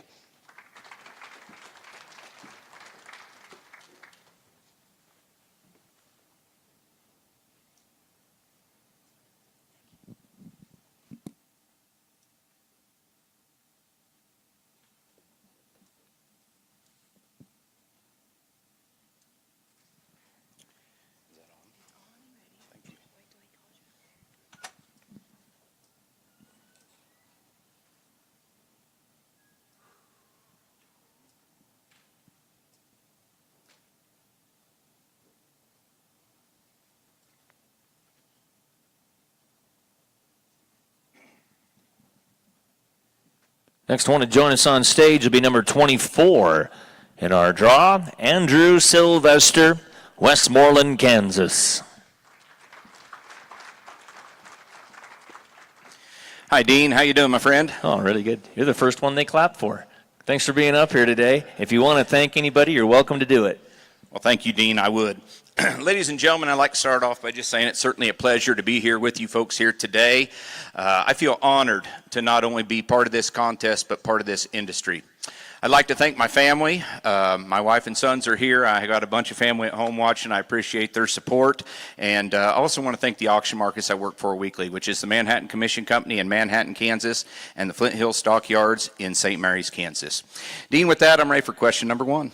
All righty. Number one, how do you build long-term trust with consigners? Well, I will say what we do has to be laser focused on the producer's interests. And I tell you what, when we go ahead and we take that initiative to always think in that way, that trust builds over time. And I think it's a relationship business. And so not only just taking those phone calls, but taking an actual interest in each producer that we work with and try to help them in every way that we can. And then also basically we just need to work for them to the very best of our abilities. Question number two, what does it mean to be a leader in the livestock auction industry beyond the auction block?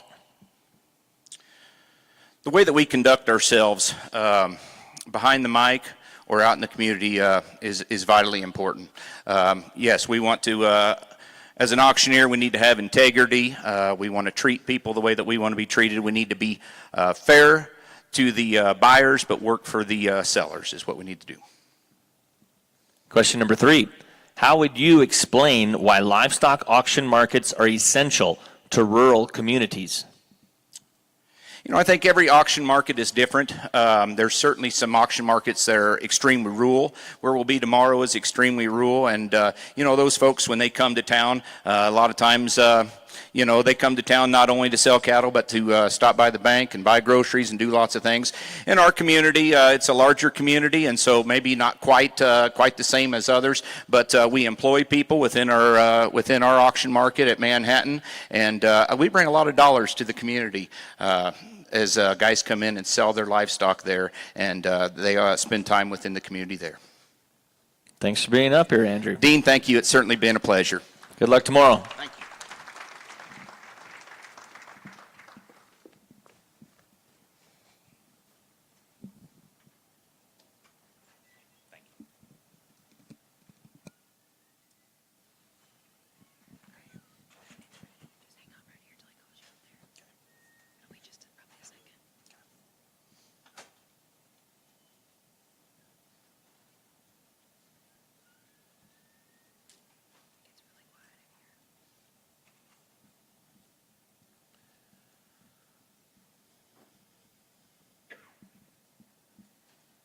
Next up is going to be number 25 on our list, Kellan Bussell, Idabel, Oklahoma. Welcome to the stage, Kellan. How you doing? Thanks for being up here. You can Yes, take sir. a moment of time to thank anybody. You're welcome to do it. Yes, sir. I'd like to thank my family and my friends and everybody that come up here with me and everybody that's watching back at home and of course my sponsors back home. I'm very fortunate to work for some really, really great people and thank y'all for all your help. I'm ready to have a conversation, Dean. All right. Question number 1. How do you build long-term trust with consigners? In my opinion, when you're sitting on that block each and every week and them guys know that you're going to take care of them week in and week out and you're going to strive for the live method of marketing and push two people to give top dollar for their cattle, I think it's how you get there. Question number 2. What does it mean to be a leader in the livestock auction industry beyond the auction block? I feel that you have to set an example, and in my part of the world, there's not the younger generation. There's a lot of older folks, and I believe that being a leader in our industry is taking care of the younger generations. I know I'm a young man myself, and I've been very, very fortunate to have a lot of guys that I've been able to look up to that has dang sure took care of me, and I think you take care of the younger generation and treat people right, and you can always do good things. Question number 3. How would you explain why livestock auction markets are essential to rural communities? They're so essential to rural communities because everything is in the markets that I'm getting fortunate enough to work at. People come there and they bank there. They do all of their business there. They go to the feed store. A market has such a purpose for people that's retired that show up there each and every week, and it gives them a purpose to get out for that day. That may be the only thing they do for that day, but it drives other businesses in town, and it's a really good deal. That's all I got for you. Good job. Dean, thank you very much. Judges, thank y'all. Good luck.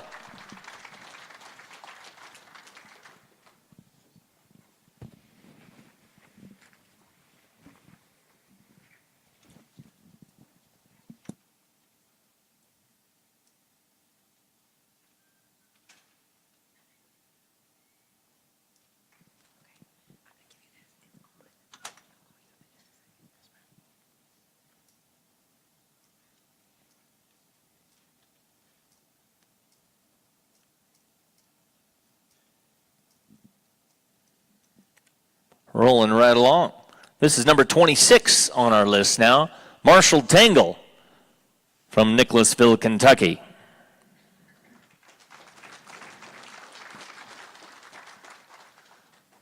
Welcome to the stage, Marshal. Thanks for being here with us for this interview. Yes, sir, absolutely. Need a moment of time to thank anybody? Take the time you need. Absolutely. Ladies and gentlemen, it is my absolute pleasure to be with you here. Judges, thank you all so much for your time. LMA, thank you so much for hosting this great event. It's my absolute pleasure to be here with you. And we all know that in this industry and in life in general, you don't have to be the best, but you have to surround yourself by the best. And I am so blessed to have such a great team that supports me and believes in me. I just want to say a huge thank you to my wife, my family, all my mentors, and my sponsors, Dean, Paris Stockyards. You've met them. They're as good of people as you can come across, and they're almost like family, if not better. So thank you for that opportunity, Dean. Question number 1. Yes, sir. How do you build long-term trust with consigners? Well, that's a great question, and that's something that we all strive to do so hard in our industry. Our customers are our backbone. They're our friends. They're our family. And you just have to do the best job that you can do, whether that's inside the sale ring, loading trucks, or if you see them at McDonald's or the gas station. Just build the rapport with these people. Work as hard as you can. Be honest with them. You know, we're the experts in our field, and people come to us each and every day over small questions, even it's, should I wean my calves or sell them off the cow, or what ball team's going to win next. And just build that friend-to-friend relationship with them. Just be honest and be genuine with them. Take care of them, and they'll take care of you, because they're who we work for. Question number 2, what does it mean to be a leader in the livestock auction industry beyond the auction block? Oh, to be a leader, that's a great question.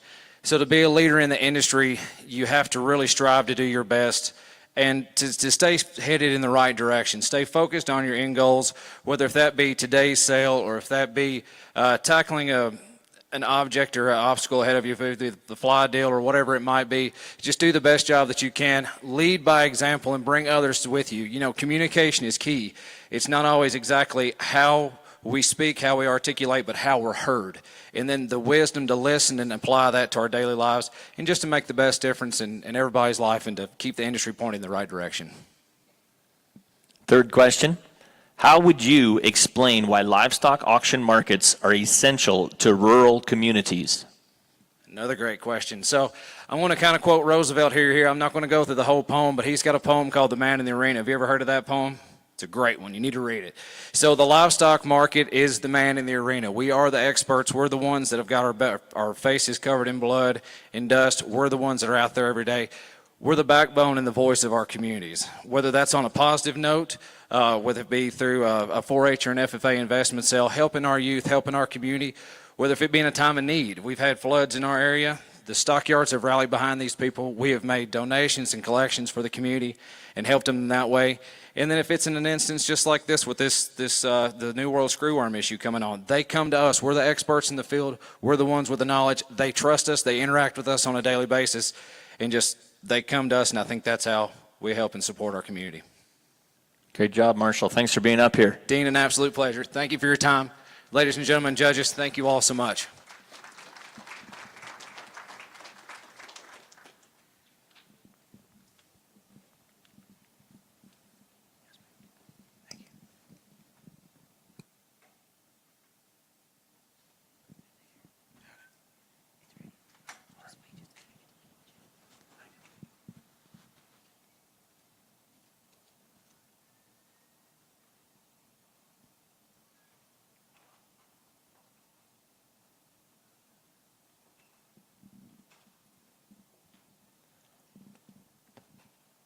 Number 27 on our list, Austin Schaben, Dunlap, Iowa.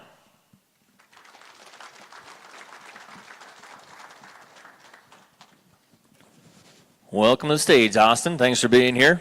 Thank you, Dean, very much. If you'd like a moment to thank anybody, you're welcome to it. I'd love to take a moment.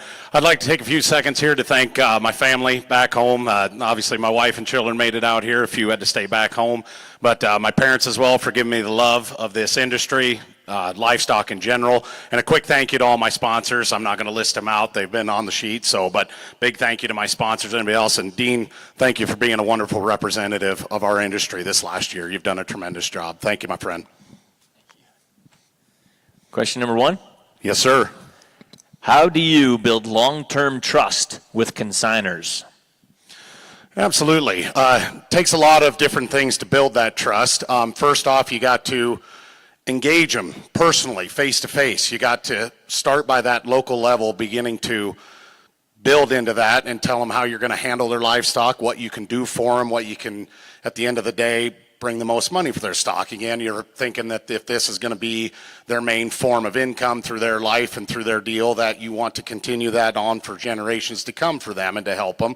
So first of all, you got to go out and personally meet them, look at their livestock, give them advice if they ask you questions on what they think I need to do, what can I do, give them the best possible chance to, at the end of the day, have the most chance at raising the biggest check for them that they've ever had and everything. So it starts small, building through the deal through the years, and never once trying to risk or betray that trust. And at the end of your lifetime and theirs, you hope that you've had a successful chance to build that wonderful relationship with them. What does it mean to be a leader in the auction industry beyond the auction block? It's a big thing. Obviously, I've been to Capitol Hill a few times. I had the big pleasure of being part of the Goggins Leadership Seminar through LMA. So they introduced me early there through Capitol Hill and through a lot of LMA's programs about how it goes beyond the auction block, exactly like you said, how we have to constantly engage the community. We need to engage our senators, our House of Representatives on the Hill, tell them our needs. And it even goes beyond even national government on your state level, your county level. So we have to try to be a voice for the people that we represent, especially, like I said, small cow-calf producers that don't think that their voice matters. We try to be that voice for them later on, and we try to take their position and we take it on to our higher ups, the LMA representatives themselves, and we try to keep building that up. So it's a huge component to be a leader beyond the auction block and to continue to set an example for everybody going forward about what we can do. Question number 3. How would you explain why livestock auction markets are essential to rural communities? Oh, many reasons. Obviously, we're a central hub. Everybody that gets to bring cattle in through the week, whether you operate one sale a week or you operate multiple sales a week, you get people to come in from all around multiple states, especially wherever dependent your market sits. You know, we happen to sit right in the southwest corner of Iowa.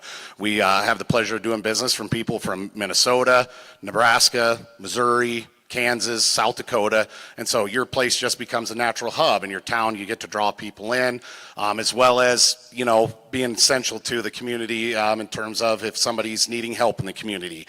You get approached to do benefit auctions, fundraising. You get to be a big part of that community going forward, and it really just builds that. And like I said, leading back to the first question, kind of builds to that trust in your community, builds trust for the producers and everybody, and gets to set a great example going forward. I think that's 3. That's all I got for you, Austin. Great job. Dean, thank you very much. I've had a pleasure. Good luck tomorrow, too. Thank you, everybody.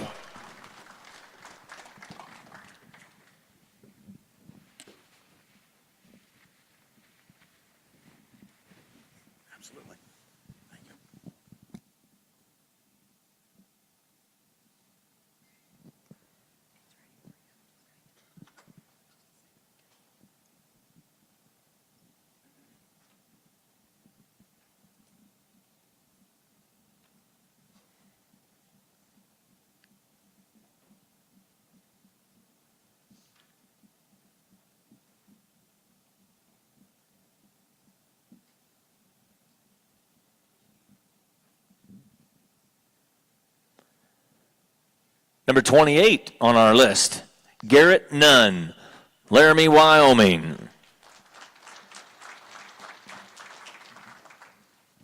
Welcome to the stage, Garrett. Thank you, Dean. Thanks for being here. If you'd like an opportunity to thank anybody, you can take advantage of that. Yes, I would like to take a second and thank my sponsor market, Torrington Livestock Markets, Chuck Peterson and Lander Nicodemus, for the opportunity to work for them every week, as well as the opportunity to represent them here this weekend. I'd also like to take a second and thank my family for coming along and everybody back home holding down the fort. Without them, none of this would be possible. And lastly, I'd like to congratulate you on a successful reign as the world champion. I thought you've been an excellent voice for the livestock industry, and I'm excited about the conversation we're about ready to have. All right. Question number 1. How do you build long-term trust with consigners? Well, Dean, that's an excellent question, and I feel like building long-term trust with your consigners is something that is so important as a livestock marketer. And so for me, you know, when they show up to the barn, you got to talk to them, visit with them about their programs, know what they're doing as far as shot vaccination programs, and build some trust. And then, you know, when we step behind the mic, you're representing their livelihood and their whole 365 days year work throughout the year. So it's just super important that you take the time to represent them and everything they do so professionally, and I think that builds a lot of trust first off. And then, you know, year after year of being consistent and caring about their programs and taking time to thank them. And, you know, I think for me a big thing is seeing the impact that you have on their life is so important. And, you know, in today's market, we have such a great market. They get up and they leave and they're excited about things. And so I feel like that's a great way to build some trust. And if you do an expert job and a professional job every time, I really feel that that lends to building a great connection with them to come back year after year. What does it mean to be a leader in the livestock auction industry beyond the auction block? Well, Dean, that's another excellent question. And, to be a leader in this industry, I feel like there's a lot of avenues that we need to take in order to lead the industry forward. We talk about going to Capitol Hill and representing farmer and ranchers there. For me, going back into these local communities where we serve, as mine would be Torrington and Laramie, Wyoming, and the whole state of Wyoming, you've got to go in there and talk to them about issues that they're having right now. And so, in my mind, we're going in there and we're kind of in that region, kind of in a drought. And so we need to be able to find resources for these people and have a viable market for them to bring their cattle to and have a resource for them in this tough time. And so, in order to do those things, I think that's something that we do very well in trying to keep them, up to date on everything and then just try to help them whenever we can. So. How would you explain why livestock auction markets are essential to rural communities? Well, Dean, I feel like livestock markets are super important to the communities. One, because, we're there. They come, from out in the country in Wyoming. They come to their sale barn. This is their one paycheck a year. They're going to go to the local hardware store. They're going to go to the bank. They're going to cash their check. They're going to make connections inside the barn that are important, catch up about current industry events, and they get opportunities to talk to people. The other thing that I think is super important is you see a lot of the auctioneers, and I'm sure me and 30 other auctioneers, we go and support the youth at the local 4-H sales, FFA sales, and that's super important because we need the youth of agriculture to be filling, the gaps as, older people start to step down. And I think keeping the youth involved in agriculture is something that's super important. And so if we can go make a positive impact on a young person's life, I feel like that's extremely important. And, that happened to me. And, the auctioneers that I've looked up to, and a lot of them are here, this week as well. They've had such a positive impact on me, and I just hope to have that impact on a young kid later on in life as well. And so between, the market, being there, adding money to the communities, giving back to the communities, and just supporting the whole community as a whole is kind of a big center hub for everything that goes on there. And we employ a lot of employees throughout the year. And so all those things combined really do make a livestock market very viable to a community. Good job. That's all I got for you. Way to go. Thank Good you, luck Dean. tomorrow. Appreciate it. Thank you.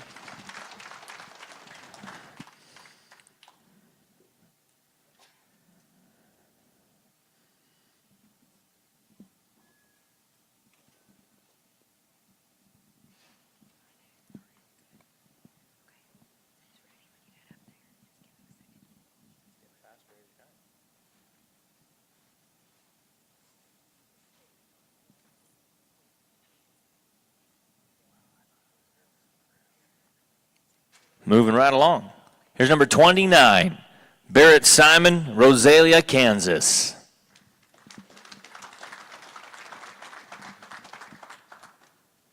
Welcome to the stage, Barrett.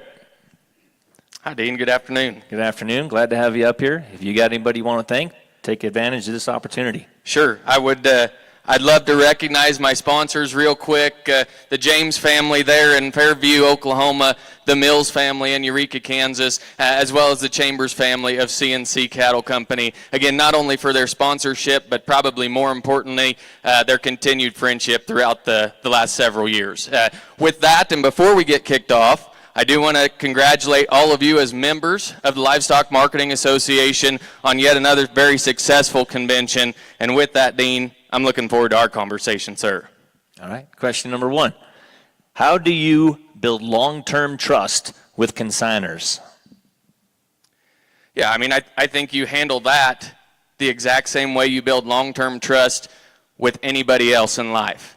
That's by choosing the right path and doing the right thing, not just on sale day, but when you interact with them, and maybe more importantly, when you're not interacting with them. The last thing we want a consignor to feel like is that we believe they're important for 6 drafts and that's it.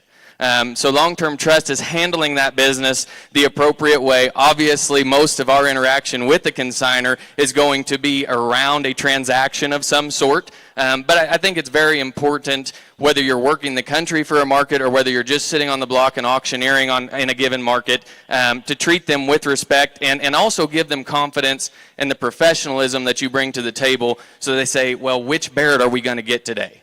Are we going to get a future world champion that's going to handle my cattle tremendously well, or is he going to be joking around and funny and laughing and maybe not focusing on the task at hand? The way that I like to build trust with consignors is to not make them wonder which Barrett they're going to get on any given sale day. Second question. What does it mean to be a leader in the livestock auction industry beyond the auction block? Yeah, that's a great question. And I think as auctioneers, of course, we sit in the middle of that auction block and we serve as the pivot point of this transaction. And so most of us, Dean, like to talk about ourselves a lot, right? We belong in the middle of that transaction, or so we think.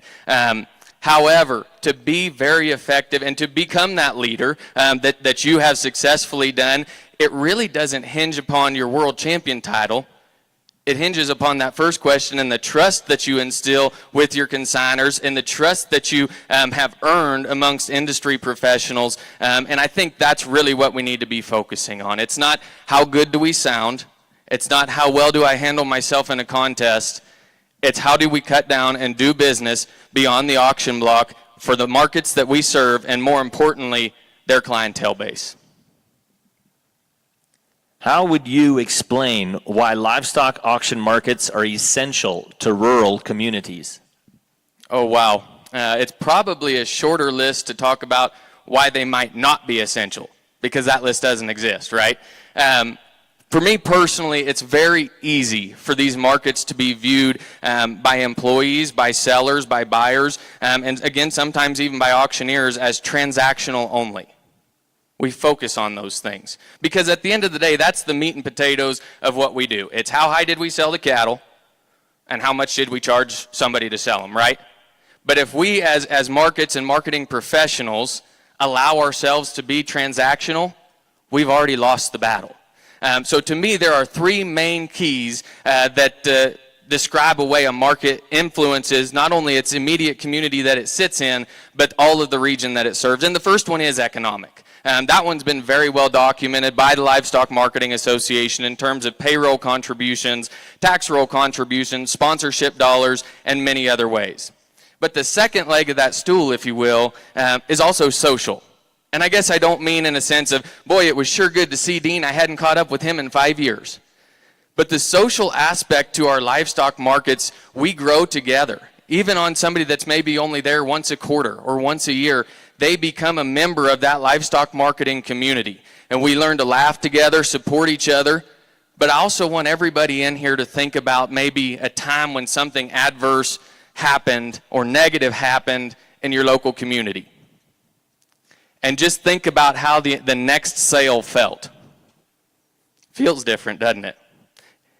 Unfortunately, and hopefully not very often, sometimes part of that social component is being able to help each other heal and crying together as well, not just laughing together and thinking that the boards limit up every day. So there's a social component. And the final one I think that really describes the most progressive livestock markets is that of an informational or educational approach. Not just in terms of what can we learn to try and increase and enhance the long-term profitability and viability of our producers, but what can we do to make things better for our employees? How can we handle our cattle better? What can we do coming to things like the Livestock Marketing Association Convention and other membership organizations to gather that information, come back, bring it back to that local community, and be much more than just a place where a transaction happens. You're not too bad at this. Thanks. Thank you, Dean. Good job. Good luck tomorrow.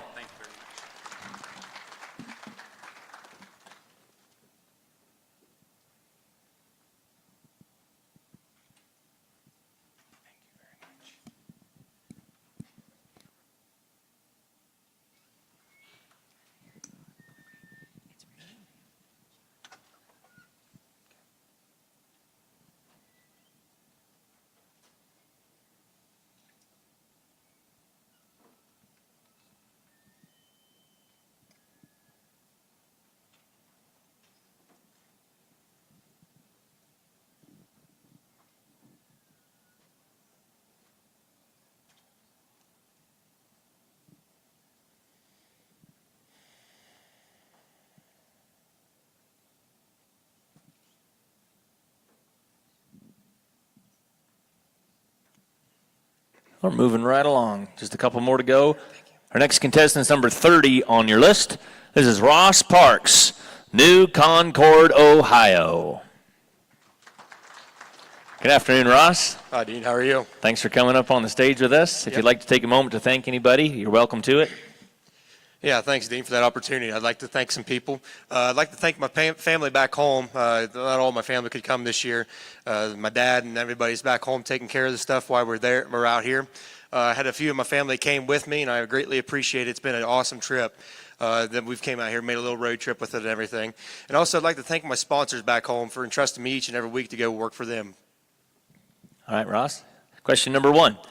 How do you build long-term trust with consigners? Well, the way I build trust with consigners is every week when I go to the barn, and I mean, you can attest to this too, when you went with me to producers in Barnesville, I go out back, I meet the people when they're unloading, I talk to them, you know, when they give me information about shots or castrations and stuff, you know, build that trust that they know when you get on the auction block that you're not just going to go through their however many head of cattle they have and just speed right through them just to keep moving it on. You want them to make sure that you care about them and they're not just another person selling cattle that day or sheep or goats or whatever. Question number 2. What does it mean to be a leader in the livestock auction industry beyond the auction block?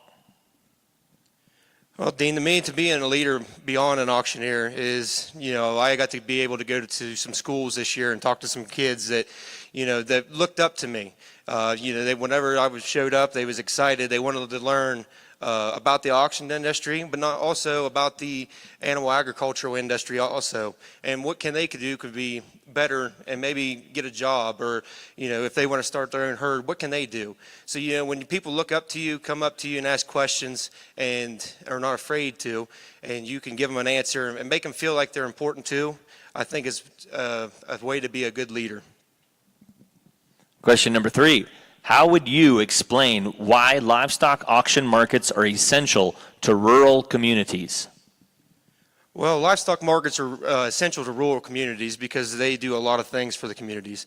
I know I've seen on Facebook there that some livestock markets was wanting to help out Crawford, Nebraska with hay when they had the wildfires and stuff. So to me, and they're also essential because whenever the consignor comes to town, they're going to be buying fuel, going to the bank, you know, after they sell their cattle, they can take that secured payment, go right to the bank and pay off the loan, or, you know, and whatever cash they have left, go to the groceries. Because, you know, that's once a year that the consignor comes there.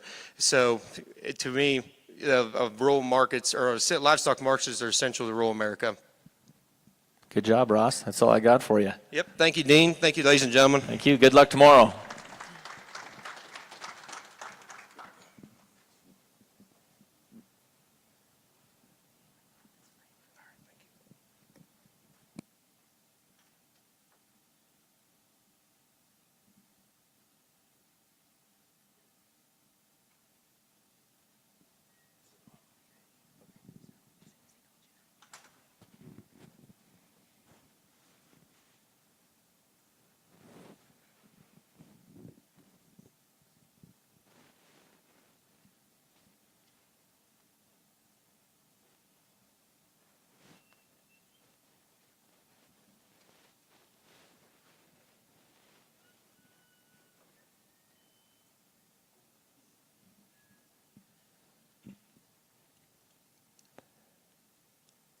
Our 31st and final contestant for the interview round today is Michael Imbrogno, Turlock, California.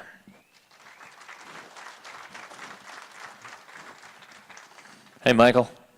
Dean, how are you? I'm good. You're the only one they clap for. Thanks for being up here with us. If you'd like a moment to thank somebody, you're welcome to it. I would greatly appreciate that opportunity. First and foremost, I'd like to take the opportunity to thank my family for coming out, that came out to see me compete this weekend.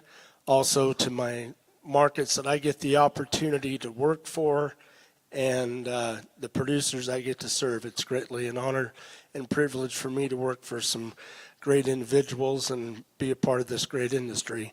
Lastly, I'd like to thank you for the job that you did in this past year the professionalism and the class that you brought to the industry and the business is greatly appreciated. Thank you.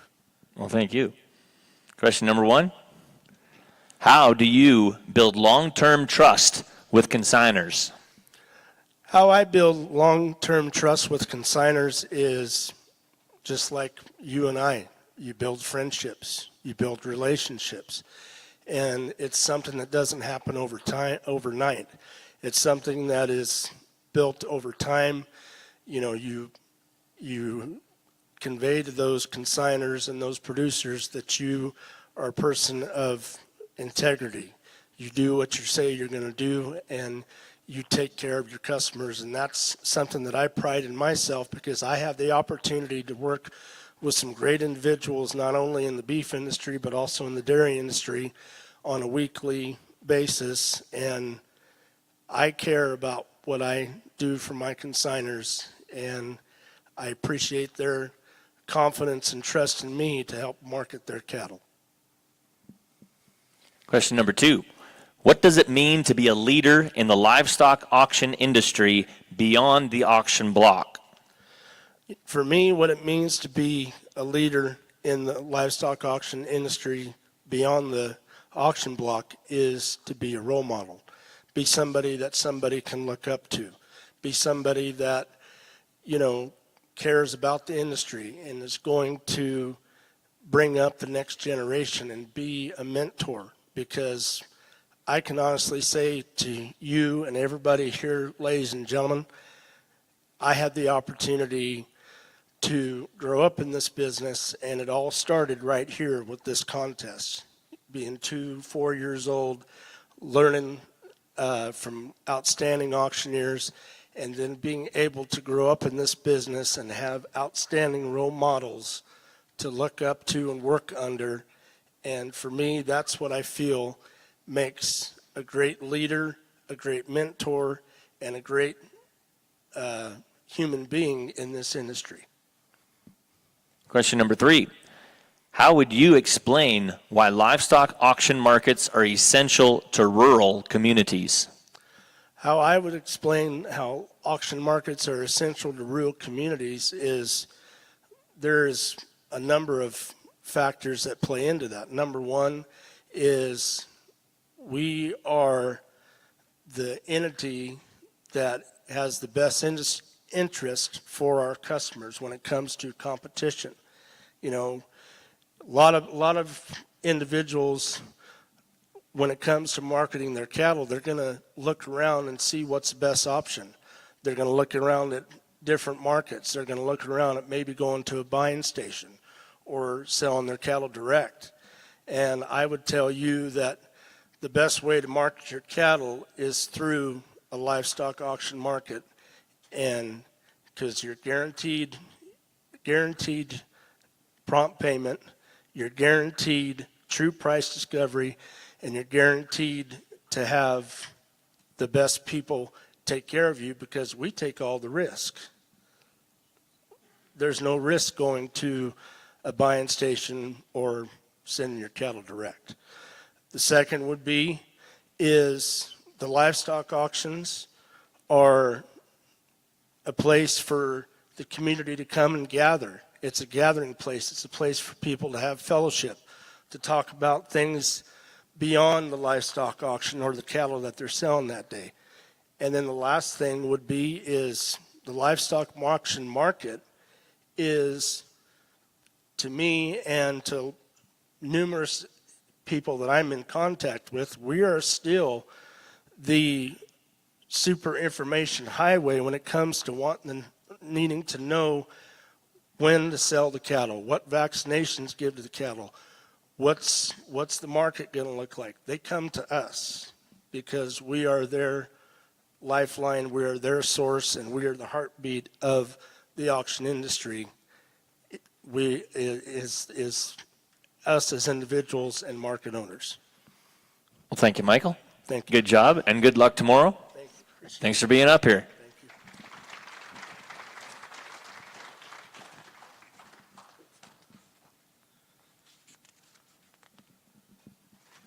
What do I do now? I think that's all for today for our interview. We sure appreciate everybody sitting there. Thank you so much to our judges for being part of this. We really appreciate your expertise in this area. Everybody who watched, we appreciate your patience. It means a lot, not just to LMA, but it means a lot to these guys. Those 3 questions, I know they're easy, especially after you hear them the 5th time, but it's not easy when you sit up here and somebody asks you randomly. So would you mind just giving every contestant a round of applause for being up here and going through this? It's a big deal for all of us. Now, reception is this evening from 6 to 7 o'clock with the packed dinner and auction.